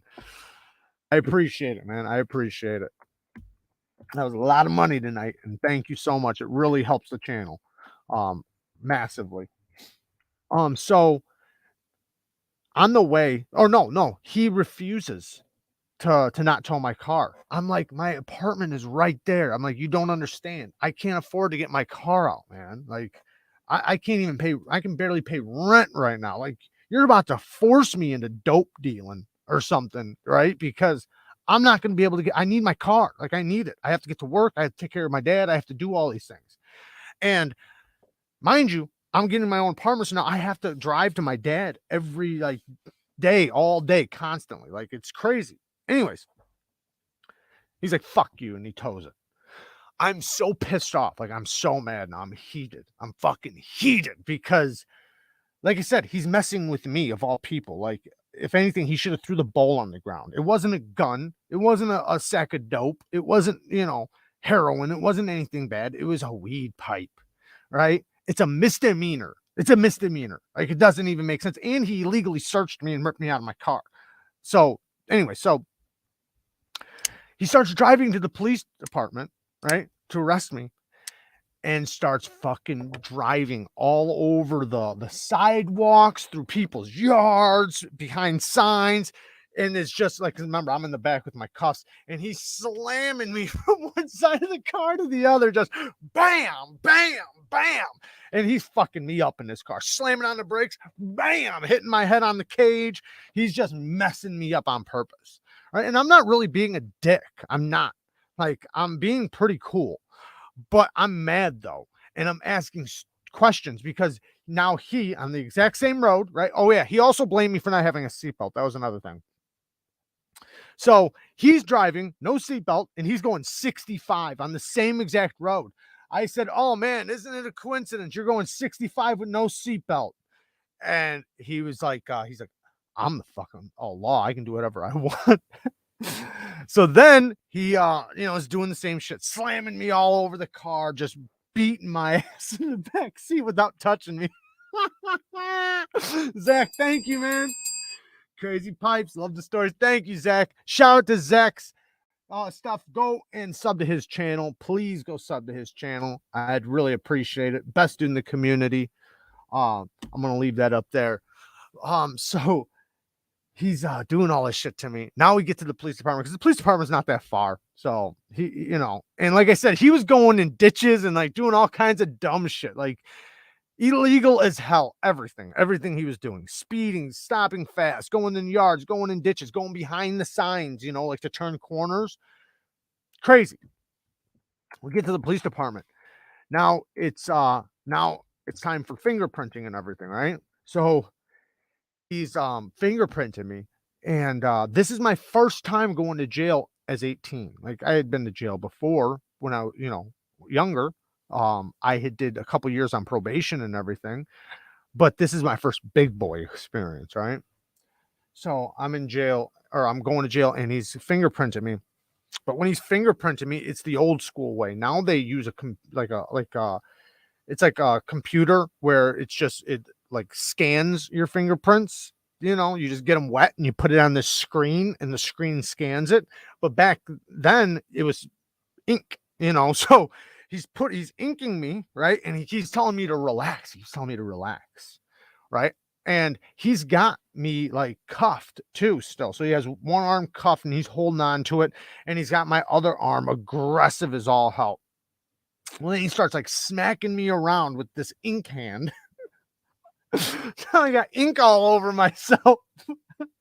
He's fucking me all up. Like, and I'm telling you guys, I'm not being a dick. I'm really not. Like, he's literally just like, just being like the worst human being ever. Like, you could tell like he'd been bullied or something. I don't know. I know that's like a big thing people say, like, oh, he was bullied in high school, now he's taking out on people. But this was literally like the exact definition of that, without being able to prove it, right? And it doesn't make sense, like, what he's doing. It's like he's telling me to relax with my hand, and this is why he's doing this, because he's telling me to relax, and he's saying I'm not relaxing when I'm as relaxed as can be. Like, I can't get any more relaxed. You can't be with your arm twisted behind your back with cuffs on, being arrested and getting fingerprint and be any more relaxed, you know? So you might be shaking a little bit or something, but there's nothing you can do about that. That's a natural effect, right? Of everything happening. So then does all that, and now he's I'm gonna be able to sign myself out. Because like I said, it's a misdemeanor. It's stupid. But he keeps threatening to take me to county, right? And I don't want to go to county, so I'm pissed at him for that now, because I think I'm going to county. But then he doesn't take me to county, and he lets me sign myself out. You could say maybe he was trying to teach me a lesson. I don't know. So I don't have my ID on me, by the way. I don't have my ID or my license, but they can look it up. They can see I got my own, they can see everything. They can act like they can't, but they totally can. Anyway, so now he wants inside my apartment, right? Which he's not allowed to get inside my apartment, but he's using the excuse that he's going to arrest me for as pretending to be somebody else if I don't show him my ID, which is in my apartment, which I honestly don't care at this point. Like at this point, I just want to go home, right? My car's towed. I got to get this thing out as fast as possible, because after 24 hours, it goes up like $250. As at that time, if I can get it out right then, it's like 280 or 500, one of the two, depending on which tow department comes. 280 on one side and 500 on another side, just depends. But it goes up like $200 or something if I don't get it that night, which I'm probably not going to be able to do anyways, because I didn't have the money, poor as fuck. Anyways, so I'm like, whatever, man, fucking take me to my house. I'll show you my ID. I don't give a shit, right? And he just wants to do this because he wants inside my apartment, because he wants it. But I knew, right? This is what I knew. I knew I'm 18 and I got a really nice apartment. My apartment was spotless, clean as shit, nice as hell. Like for an 18-year-old, right? Like obviously not for a 30 or 40-year-old, but for an 18-year-old, it was nice, right? And I knew when he would walk in my apartment, he'd feel like shit, because he'd realize that like I'm 18 and I'm on my shit. He thinks he's gonna walk in and it's gonna be a dope house. That's what he's thinking. He's expecting to walk in and see drugs all over the place and people sleeping on them. I don't know what he's thinking, but he's thinking like the lowest of the low, because of the way he was treating me. I could tell. And I'm trying to tell him, man, like I'm telling him the whole time, like, you're a piece of shit. Like, you're fucking with somebody who is doing right. I got a job. I'm 18. I got an apartment. I'm not fucking off. I go to work every day. I take care of my dad. My dad just got paralyzed a year ago. I dropped out to fucking take care of my dad. Like all these details, right?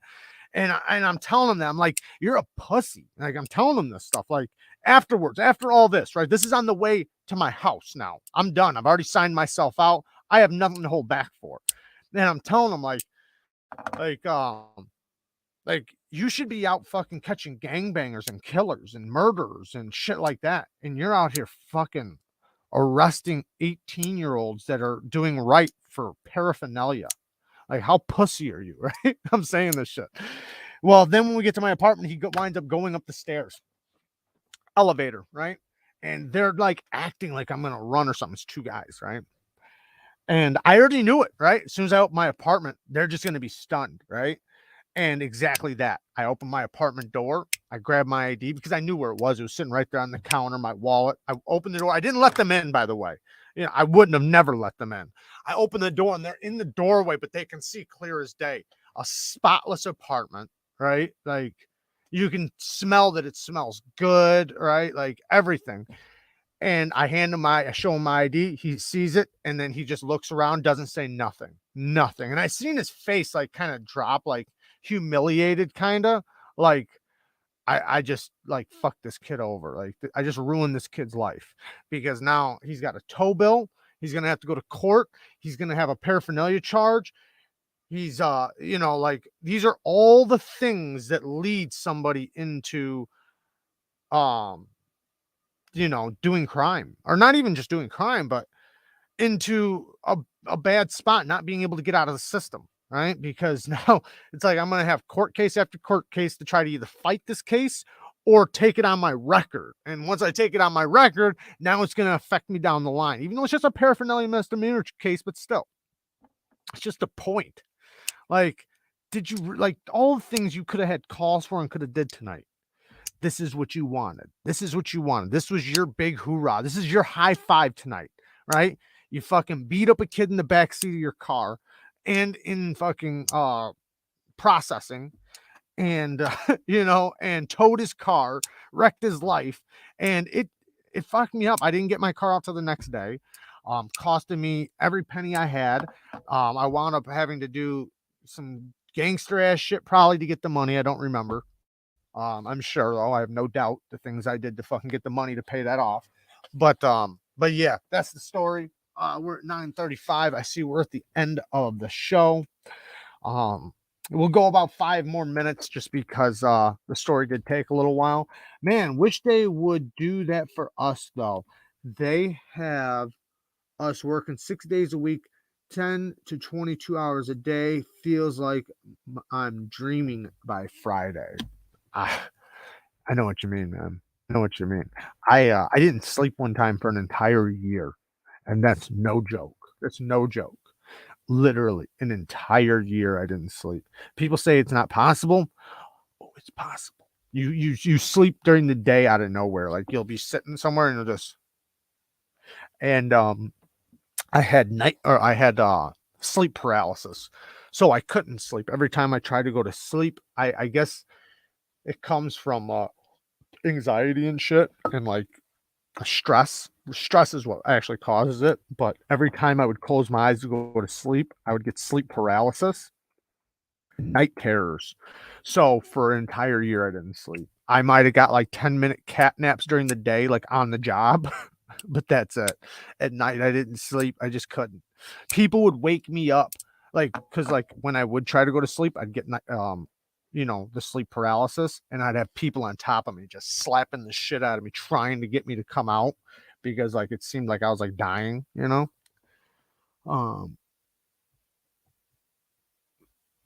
I drug to sleep every night or nothing. When you talk about cryogenic treatment, could you mention Han Solo? Han Solo. Okay. I'll try to remember that. Don't let me forget Han Solo.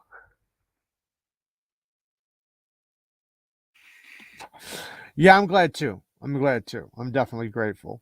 I'm definitely in a great place right now. Haha, I hoped he would give that 250 that he stole towing your car. Yeah, right. There ain't no fucking way he would do that. No, he looked. This is the crazy thing. Not even crazy, but you guys can picture this guy.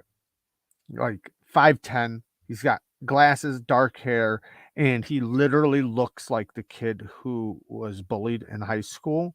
And he was maybe like 35 or something, and I was 18, and like just a straight bully. Like anything you asked, he had a smart ass comment to. Even like when you were being like, sir, please, sir, you know, like it didn't matter what you said, like he was just straight dick. And, you know, at the end, you know, I don't remember if I said it, but I probably said that, you know, that man, you must have got beat up a lot in high school, like, because you act like it. Story time. Let's talk kitty cats and coyotes. Kitty cats and coyotes. Severe insomnia. Yeah, that's what I had. Indica is a good friend. Wait. Oh, Indica. Indica is a good friend. Yeah, I know. I tried, dude. I did everything. I even went to Xannies and volumes. I did everything. Nothing helped. It actually made it worse. Because my sleep paralysis, when I would medicate, it would actually make it worse. So like it was harder for me to get out because of sleep paralysis. You can't get out. Like, that's the problem. You're not sleeping, but your body does. Your body falls asleep, but your mind's still awake. So you're paralyzed. You can't move. You can't move anything, but you know everything. You're wide awake. It's like sitting here right now and you can't move. That's what it's like. Even times my eyes would be open. I was sitting there like this, and the person that was around me, a friend or whoever, because somebody always slept next to me, like, or by me, to make sure that I would, if I could fall asleep, because they could hear it when it happened. You could hear, because I would, since I'm awake, I would breathe really hard to alert the person next to me, get me out of this, right? And they'd get on top of me and just beat the shit out of me to pull me out. Sometimes they'd grab me and shake me, you know. Sometimes it would just be a tap, like, hey. Like, I get it sometimes now, like, it's just a condition I have. And Carol just, you know, slap me and say, hey, and she'll wake me up. But it's not like it was. It used to be so bad that you couldn't get me out of it. Like, you could scream at me, you could slap me, and I would just sit there and get slapped and just, you know, and sometimes I'd be looking at you. It happened to me one time sitting up. Actually, it happened to me twice sitting up. Let's talk about Alec Baldwin. Okay, we will talk about that really quick. So Alec Baldwin was on a movie shoot, and I don't know how, but somebody slipped a live round into the, because they have dummy rounds, right? And he's doing a scene with a gun and shoots somebody and kills somebody. The bullet went through one person and then hit somebody else because it was a live bullet. It's supposed to be a dummy round. Now, we could talk gun at, gun safety and all that stuff, but it's supposed to be a dummy round. Now, even in movies, you're still not allowed to like point like guns at people. Like, you're supposed to still treat it like it's real. Blanks can still hurt you. First of all, just so you guys know, blanks don't mean you won't get hurt. Like a revolver, you can still get hurt. Or if you're right in front of the bullet, but anyways, somebody, either the company that makes the dummy rounds, because sometimes I don't know exactly how they do the dummy rounds, if they pull the bullet out and then pull the gunpowder out and just have the cap in there. I don't know. I have no idea how they do that for dummy rounds. But maybe it wasn't a dummy round, maybe it was just a blank. I don't know, but somehow, some way, a live round got put in that gun. Just one. So I don't know if it's the company that does the rounds, or prop gun is the leftist diversion. I thought about all of that stuff. I thought about, like, man, this is a good way to, like, argue gun rights and gun this and that. They always try to do that, and he loves that shit too. Alec Baldwin, man, he's something else. But the way I see it is that you're responsible. I'm not saying he's responsible for that happening. I'm saying anybody, you could hand me any type of gun, and the first thing I'm doing is checking it. Right? The first thing, I'm never going to, like they say, don't point the gun at anything you're not willing to kill. Right? Even if it's a toy gun, even if it's a fake gun. Obviously, kids run around with toy guns, and it's a little different, but you're supposed to teach your kids not to do that stuff. Now, as an adult, as who he is, I don't know. I know in the heat of the moment, you're paying attention to your scene. You're not paying attention to your surroundings. So maybe he doesn't realize he's pointing it at somebody. I don't know exactly how it happened.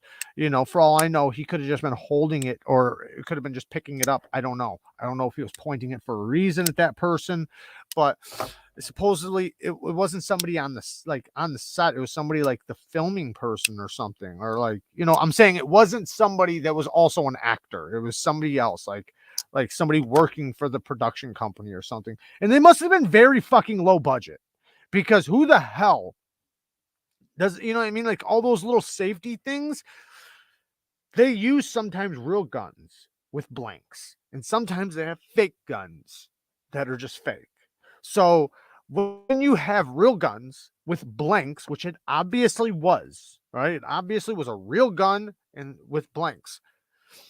You're supposed to check that shit, man. You're supposed to check that shit. You're supposed to be, I don't care if you're the actor. You can't put that on somebody else. right? Like if I hand somebody a gun, they cannot say I handed them the gun, because you're supposed to, as soon as you get the gun in your hand, you're responsible of it.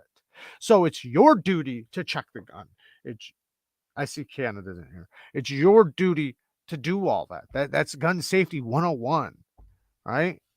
Like you're taught in gun safety, like if somebody hands me a gun, my duty right then is to check to make sure what's in the chamber and check the clip, the cylinder, whatever, right? That's my duty. It doesn't matter if he says it's unloaded. It doesn't matter. It doesn't matter. Everybody gets shot with an unloaded gun. Jim, ain't much, but it's something. I'm out, bro. 3:45 a.m. Thank you, Jim. Thank you, man. Peace out. I appreciate the donation. I appreciate you coming in. The professional prop team in charge of the guns walked off the job due to poor working conditions, and a 19-year-old and her dad were hired to fill the props job, and they screwed the pooch. Exactly. I mean, like I said, low budget. It has to be, because that doesn't, but still, you already know that. Somebody like Alec Baldwin, who's been in movies, let's say his whole life, right? Long enough to understand a lot. When you see shit's going downhill, this is low budget, this is this is that. At what point does do you have to take responsibility and say, maybe I should, I don't know. I'm not in his shoes, and I feel bad, right? Even though I don't really like the guy, I do like his movies and I like his acting, and I'm not going to attack him just because of that reason, because I don't like his views and everything, but like I said, people who understand guns, which that's why I think everybody should have to understand firearms. Everybody should learn about them. Just like you're taught as a child how to use a knife, right? As a child, you're taught how to use a knife. You're taught how to clean a knife. You're taught how to wash dishes. You're taught how to cut the cake or whatever, right? You're taught that stuff. In some ways, it should be the same thing for firearms, because we have enough of them in this country. It shouldn't be a thing where you ban it. It should be a thing where you teach it. We do the same thing with cars. We do that with everything, right? Eventually, it's time. You have to learn about this. I don't know. It's hard to say, because like I said, if they handed it to me on the set, it wouldn't matter. My first instinct, I don't think since I was 15, since I made the mistake, and I'll tell you guys another story really quick. We have 87 people in here, and this is a story of why you always check the guns. So I got into some guns, right? I had some guns. We're not going to say where they came from or anything like that. I had a 380 and a 9mm, right? I'm like 14 years old. My friend's with me, and I have the gun, and I know gun safety. I know gun safety at this time. I'm 14 and I know gun safety. I take the gun, right? Let's say this is the gun. I take the gun. I take the clip out, right? I set it right here. And I check the chamber, right? Check the chamber, and I set it down just like that. In that instant, right? I'm looking this way. In that instant, my friend who's next to me grabs it and puts the clip in. I didn't see it. Didn't see it at all, but I just set it down. I grabbed it, I racked it, and I went bow right next to my friend's face. Bow, just like that. And the bullet went right next to his ear, just like that, into a bed, into a mirror on a bed. And I just emptied it. But gun rule is it's always loaded. It's always loaded until you unload it. If it's in your hand and you unload it and you check the chamber, it's unloaded. If you set it down, it's loaded again. That's the way it is. So that's the way how it should have been, right? When I picked it back up, my first instinct should have been check it, because I set it down, because it came out of my hands. If I would have never set it down, it'd be one thing, but I did. So now, like after that, because I've had a couple gun things, so since I've had, things happen, I understand why those rules and safety precautions are in place. I understand them.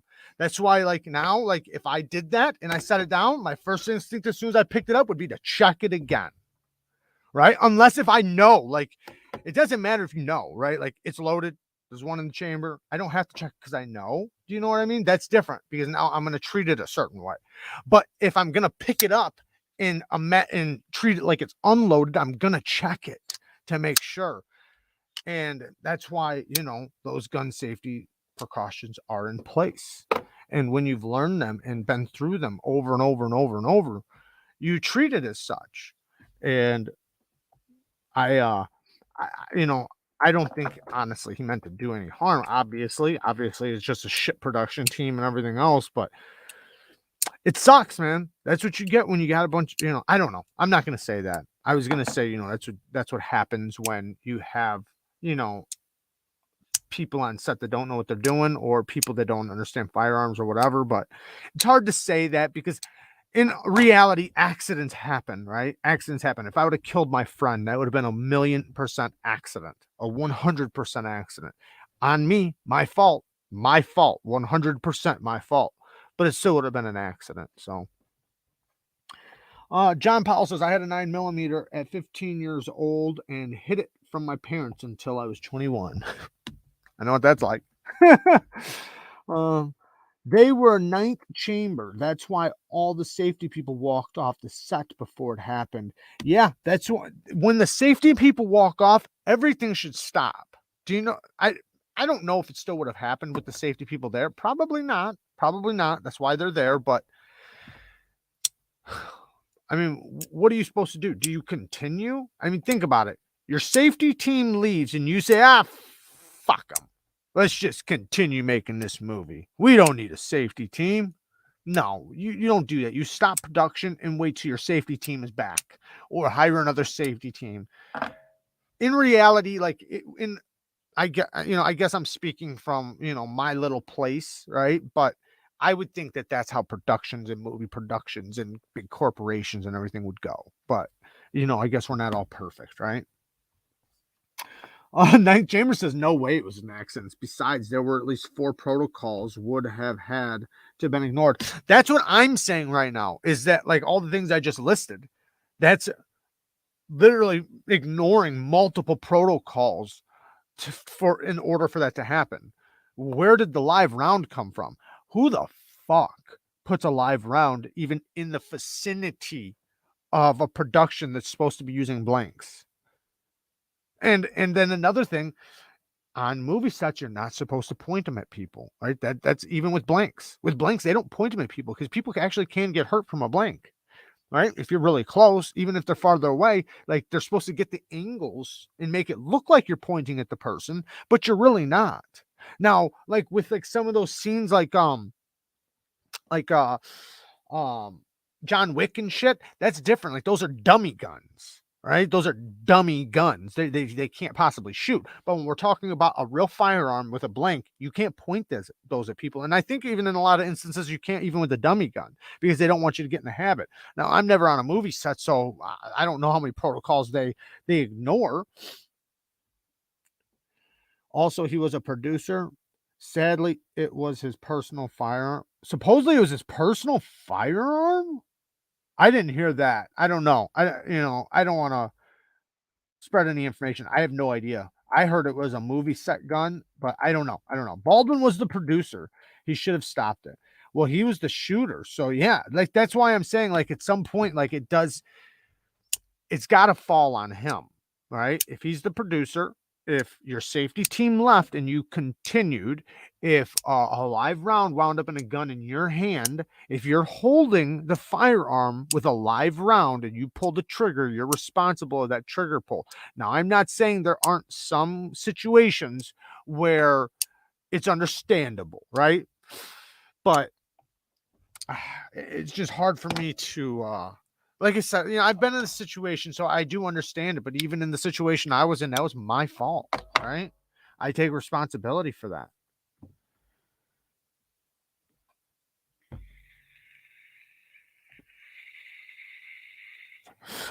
That's the part I hate, Willow. That's the part I hate. That's why I said that I don't like the guy, because of that reason.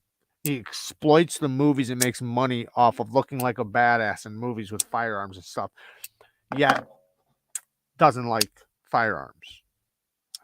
What a hypocrite. What a fucking hypocrite.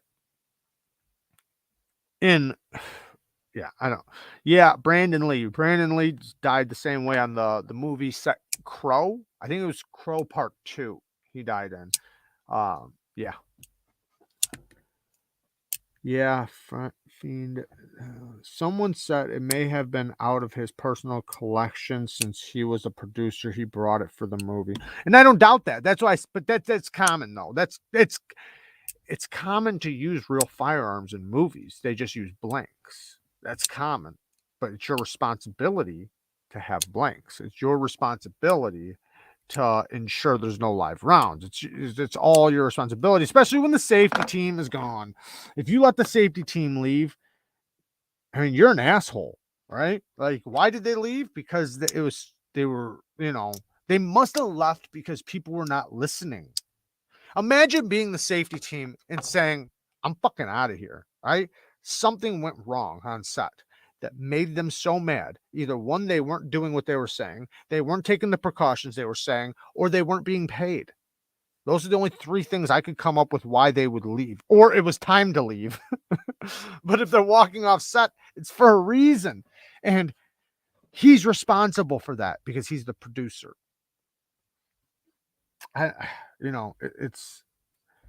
It's tragic, man. It sucks, man. It really does. Yet owns firearms and argues nobody should have a. That's the sick part. I think it's so sad when you have people say, I have a rifle, right? But I don't think people should be able to have this gun. Or I have one of these, but nobody should have these. That's the dumbest thing. Like I heard somebody arguing the other day against this one firearm lawyer guy, and he was trying to say that he doesn't he doesn't want to get rid of the Second Amendment. Yeah, everything he was saying basically gets rid of it. He's like, no, I just want to get rid of these certain firearms. He's like, nobody hunts with those guns. And the guy was like, I do. He's like, a lot of people hunt with those guns. He's like, you hunt. He's like, what do you do with the meat? Doesn't it just tear it all to pieces? And that just tells you right there, he has no idea what he's talking about with firearms. Like saying 223, just like literally, what do you think? It blows up a deer? Like, no, it shoots a hole through it just like any other firearm would do. It's going to do the same damage. Like, it's crazy. Like, it drives me nuts when you have people that don't understand firearms at all trying to get rid of something they don't understand. It's kind of like me not ever driving a car, not ever sitting in a car, not ever knowing anything about a car, and me wanting to ban them. Like, because people get into car accidents. Even though I've never driven a car, I've never anything, but I want to ban them. They kill people. It's like, Second Amendment is for hunting. Second Amendment is not for hunting. Second Amendment is to protect yourself from the government. That's what Second Amendment is for. Second Amendment is to defend yourself from tyranny. That's what Second Amendment is for. Second Amendment has nothing to do with hunting. When they made the Second Amendment, you hunt or you died. So they would never do it for hunting. That doesn't make sense because everybody hunted. They didn't have grocery stores. In order to eat, you hunted. So that doesn't make sense. Everybody hunted. That's of course. You don't survive if you don't hunt when they wrote that. So that has nothing to do with it. They did it because they just cut off ties from another tyrannical government. And they wanted freedoms and rights, and they realized that in order for us to have freedom and rights, you can never give a government power without having power yourself. If you give government power, power corrupts, right? Power, how's it go? Power corrupts. Man, I forget how it goes. Absolute power corrupts absolutely. Right? So if you give power to the government and you don't have the say so, the power or anything, it will wind up tyrannical. It will wind up with, look at Australia, right? 20 years they haven't had their guns. 20 years, that's it. So you don't want to do that. And that's why they did that. They knew that. They knew if you give the government the power and the people don't have the power, the people it'll be tyrannical. We will have a dictatorship. So the people have the right to bear arms, because if the government ever turns tyrannical, the people can always defend themselves. And they knew that the guns at the time, guns at that time, they were changing and evolving very fast. They knew guns were going to evolve. They never said only for these guns, not for these. No, you're supposed to have the same thing as the government has, because you're supposed to be able to protect yourself from the government. That's the point. And they understood that guns are going to evolve. And with them evolving, the people need to have access to that in order to stop the government. Why, like a lot of places, why do you think they don't invade us? Why do you think we are not Australia right now? I mean, imagine this. Imagine we didn't have our firearms.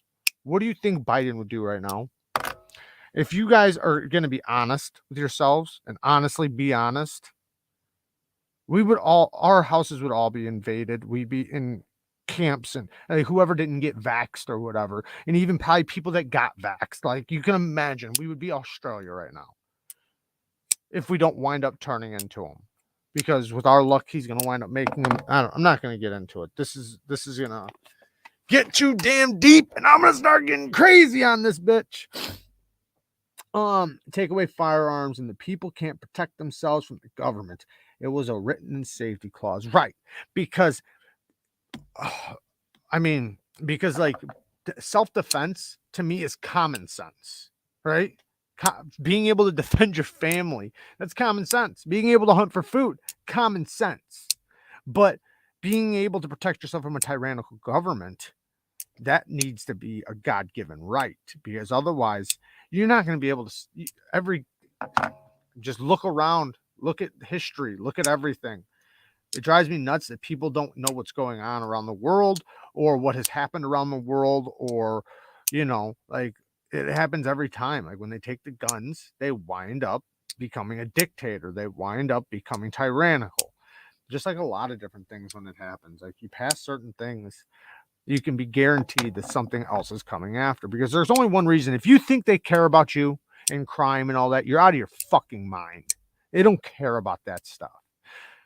They don't even look at the common sense stuff. They take little tiny talking points and turn them into more power. So, like, they'll take this and be like, oh, well, these guns can kill this man, even though that's not the gun that kills the most people, even though it's like, all other guns kill more people than this one gun, but they're going to attack this one gun. Why? Because that's the one that's the biggest threat to them, not to other people, but they'll disguise it as, well, it's the one that can do a mass shooting. Yeah, that's the point. That's the biggest threat to you. All right. That's our biggest opportunity to defend ourselves is with that one, not with the other ones. Right. We need those ones. And then to say that you can't defend yourself from a government with those is stupid, because you can look at a lot of wars, and a lot of wars were won like that. Worried about us getting vaxxed, but not illegal immigrants. I worry about all that shit. But when tyranny, and right now I'm worried about being fucking demonetized. Even the words I've used already, the words I've used in here, this thing's already demonetized. And it's sad. That's why, there's a lot of things I can't say, guys. And you guys know that. You guys know there's a lot of things I'd like to talk about, but I can't. Do I think one guy with an AR-15 can take down the government? Maybe not. But do I think 300 million people with their... Yes, absolutely, Daniel. And that's why we're supposed to have the right to have a militia, right? We're supposed to have the right to team up and grow militias and have groups and everything else. But to be honest, we don't even need that. We don't need any of that. All we have to do is agree. And I keep saying it. I know there's a lot of people that don't believe in freedom. I know there's a lot of people that would love a tyrannical government. I know there's a lot of people that would love America to be Venezuela or a lot of other places or Australia, right? There's a lot of people that want big government in their house, big government telling them what they can do and all that shit. But the overwhelming majority don't. The overwhelming majority wants freedom. So all we have to do is say everything else we can disagree on. We can figure that shit out later, right? All those little things, those nuances, we can just, I understand we're not going to get along, right? But if we can just say freedom, right? That's the one thing we agree on, like we always have, right? The freedom of speech, the freedom of this, the freedom of that, blah, blah, blah, blah, blah. And we band together and vote that way, then, I mean, right now, the only reason why everything's happening is because we are in tribes. That's the only reason. If we weren't in tribes, none of this shit would be happening. It's just because we're in tribes. They want us in tribes. That's why they always come up with something else for us to get mad about. If something happens on this side, then they make that side mad. If something happens on that side, they make that side mad. If your religion is this, then they get, you get mad over here. And then if you disagree with this, then they make this person. And they just get all these people mad and fighting while they fucking overpower you all because you guys aren't grouped together looking at them. It should, all of us be looking at them. What are you doing? I don't care what those guys are doing over there. I expect those guys to act like that. I expect the left to act like this. I expect the right to act like this. And I expect the center to act like this. But what are you doing? Right? That's what our focus should be on. But instead they have us focusing on each other. Like fucking like rats in a cage. It's so stupid. Yeah, of course they cheat. I mean, that when you look at certain political parties, their whole thing is big business and big business mixed with big government, right? Thank you, Fiend. A few bones in case this conversation gets the live demonetized. It's fucking done, man. I appreciate all the donations because it's definitely demonetized. Average Joe, thank you, man. Thank you. But we all know there's one side that wants big business and big government together, right? That's what they want. And then we have the other side that wants little government, right? We want government out of the house. We want government out of our schools. We want government away from our responsibilities. We can take care of ourselves and prosper. But when the one is in bed with big business and big corporations, then of course they're funding things, right? They're funding all their shit, and then they're in cahoots. And big business doesn't care about these little things, and that hurt the little guys. In fact, they want it because the more it hurts you, the more bigger they get, right? And that's why you see all these government officials, they have stocks in all these things. They're pushing vaccines. Of course they are. They make money when you fucking get it.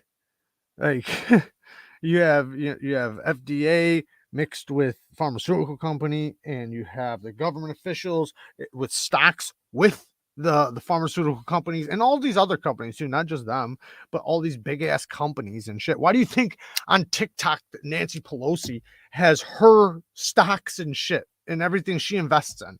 Like literally, people get rich off of following her. They get rich off of putting money where she put. When she sells, they sell. When she buys this, they buy that. And they do that on purpose because she's got insider trade. I mean, it's supposed to be illegal, but fucking it's happening like every day. And they all do it. And of course they're going to try to get you to do stuff that builds their fucking stocks, that builds their pockets, of course. And they will force you to do it if they can, especially if you and all these other tribes disagree. Because if you guys all disagree, then they only they can convince one side. They can convince you that this is good. This is good, right? It's good for me, but it doesn't matter who else it's good for as long as it's good for their pockets. And since their overwhelming goal is big business and big government, it doesn't matter how many people it hurts because it's for the better good for them, right? That's what they believe in. If you believe in big business and big government, then if you hurt the little guys, it's just a sacrifice, right? It's kind of like people going to war, right? People going to war for freedom. Freedom is the what they're fighting for. So the outcome is worth the sacrifice.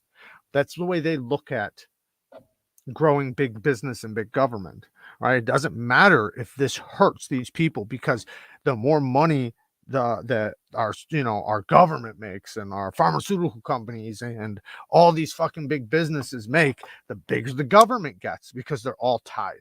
Same thing with the media, all three of them are tied together. They're all tied together. It's hilarious. I'm part of the chief Slap a hoe tribe. Now that's a fucking tribe I want to be in. Shit, how do I get into that bitch? How do I get in there? Do I got to be jumped in, or do I just got to slap a couple hoes? They love spitting everyone against each other and calling everyone racist. Well, yeah, because that's what works, right? That's what works. Because, and they always seem like they call the other side what they actually are, even though they don't. I don't know if they realize it. They might realize it, but man, I hate to say this because I don't like to put people in boxes, because I love a lot of people on that side, and I do think there are some people on that side that are fighting for the right cause. I really do. I truly do. Kirk, thank you, man. 18 nuclear powers, no more, no less. 10th Amendment facts. Thank you, Kirk. I appreciate it. I do think there are amazing people on that side that want to do and want to see good things, and they don't like what they're seeing. And I honestly realize at this point, it's like we're here, right? We're here. We're at this point. We have to acknowledge this guy does not have our best interest. And if you voted for him, it doesn't matter, right? It doesn't matter. We're at this point, right? It's too late. Sometimes you do fuck up, right? And make the wrong vote, whatever, right? It is what it is. But we need to agree that this guy does not have our best interest. And regardless of whose fault or anything, like, this is not good for anybody. This is bad. So, and there are people on that side that realize that. They see, like, this is not what I thought. Like, this guy does not have our best interest, right?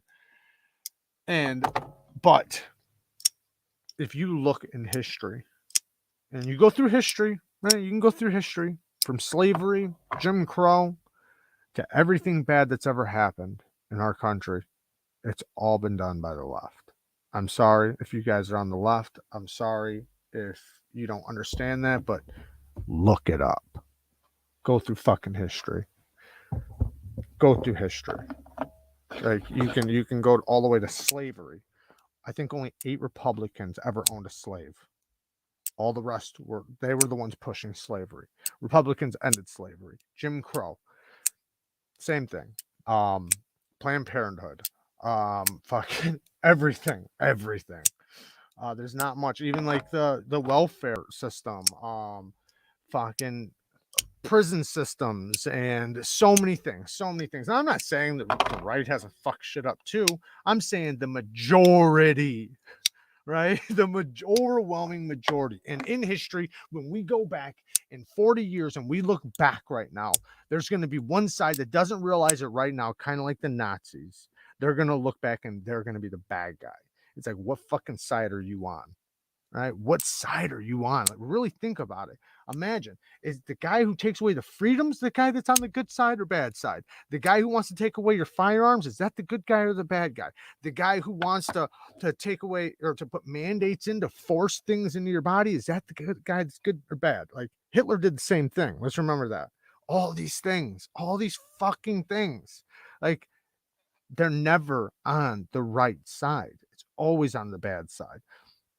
And in the future, we'll look back at this and you guys will find out which side you were on, right? Which side were you on? Were you on the right side or the bad side? Because, eventually it'll all come out. And it'll end, and it'll be 100 years later, and people will look back and say, look what that person did and how influenced they were to do this, right? Like, people ask, how did Nazis like, fall in line and do all these bad things? How did that happen? Right? How did the Gestapos do that? Let's go, Brandon. All right, guys. I already know this fucking video is demonetized. I'm not even gonna attempt. Right? I've said all the bad words I'm not allowed to say. Let's go, Brandon. Fucking vaxxed, I'm sure. I probably said that too. I said pharmaceutical. Can you imagine living in a world where you can't say those words? Can you imagine? Right? In a free fucking country, you can't say common fucking words. I love you guys, and I appreciate you guys hanging out with me. Thank you to all the moderators. Fiend, thank you. Seems logical, thank you. Breeze, you're the man. All the Patreon members, man, you guys are awesome. Thank you for all the support. I do got some videos coming your way, and guess what? We got another giveaway. We're about to hit 20K, so we got to do a good one. I thought about giving you guys something I really don't want to. I want to give you guys, right? But it's a bit crazy. It's a bit fucking crazy. Like $500 crazy, but I don't know. We'll see. Hey, Neeves, I saw you on Fresh and Fit live stream. Let's go, Brandon. Fuck yeah, let's go, Brandon. Yeah, I've been on there. I get on a lot of shit, to be honest. I used to not comment because on things, right? I'm starting to more.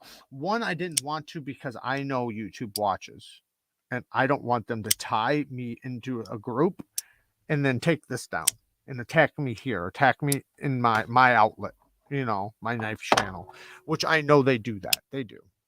They'll see you over here, and you'll do so many things over here, and then they'll come to your spot, even if it's not tied. So I do have to be careful.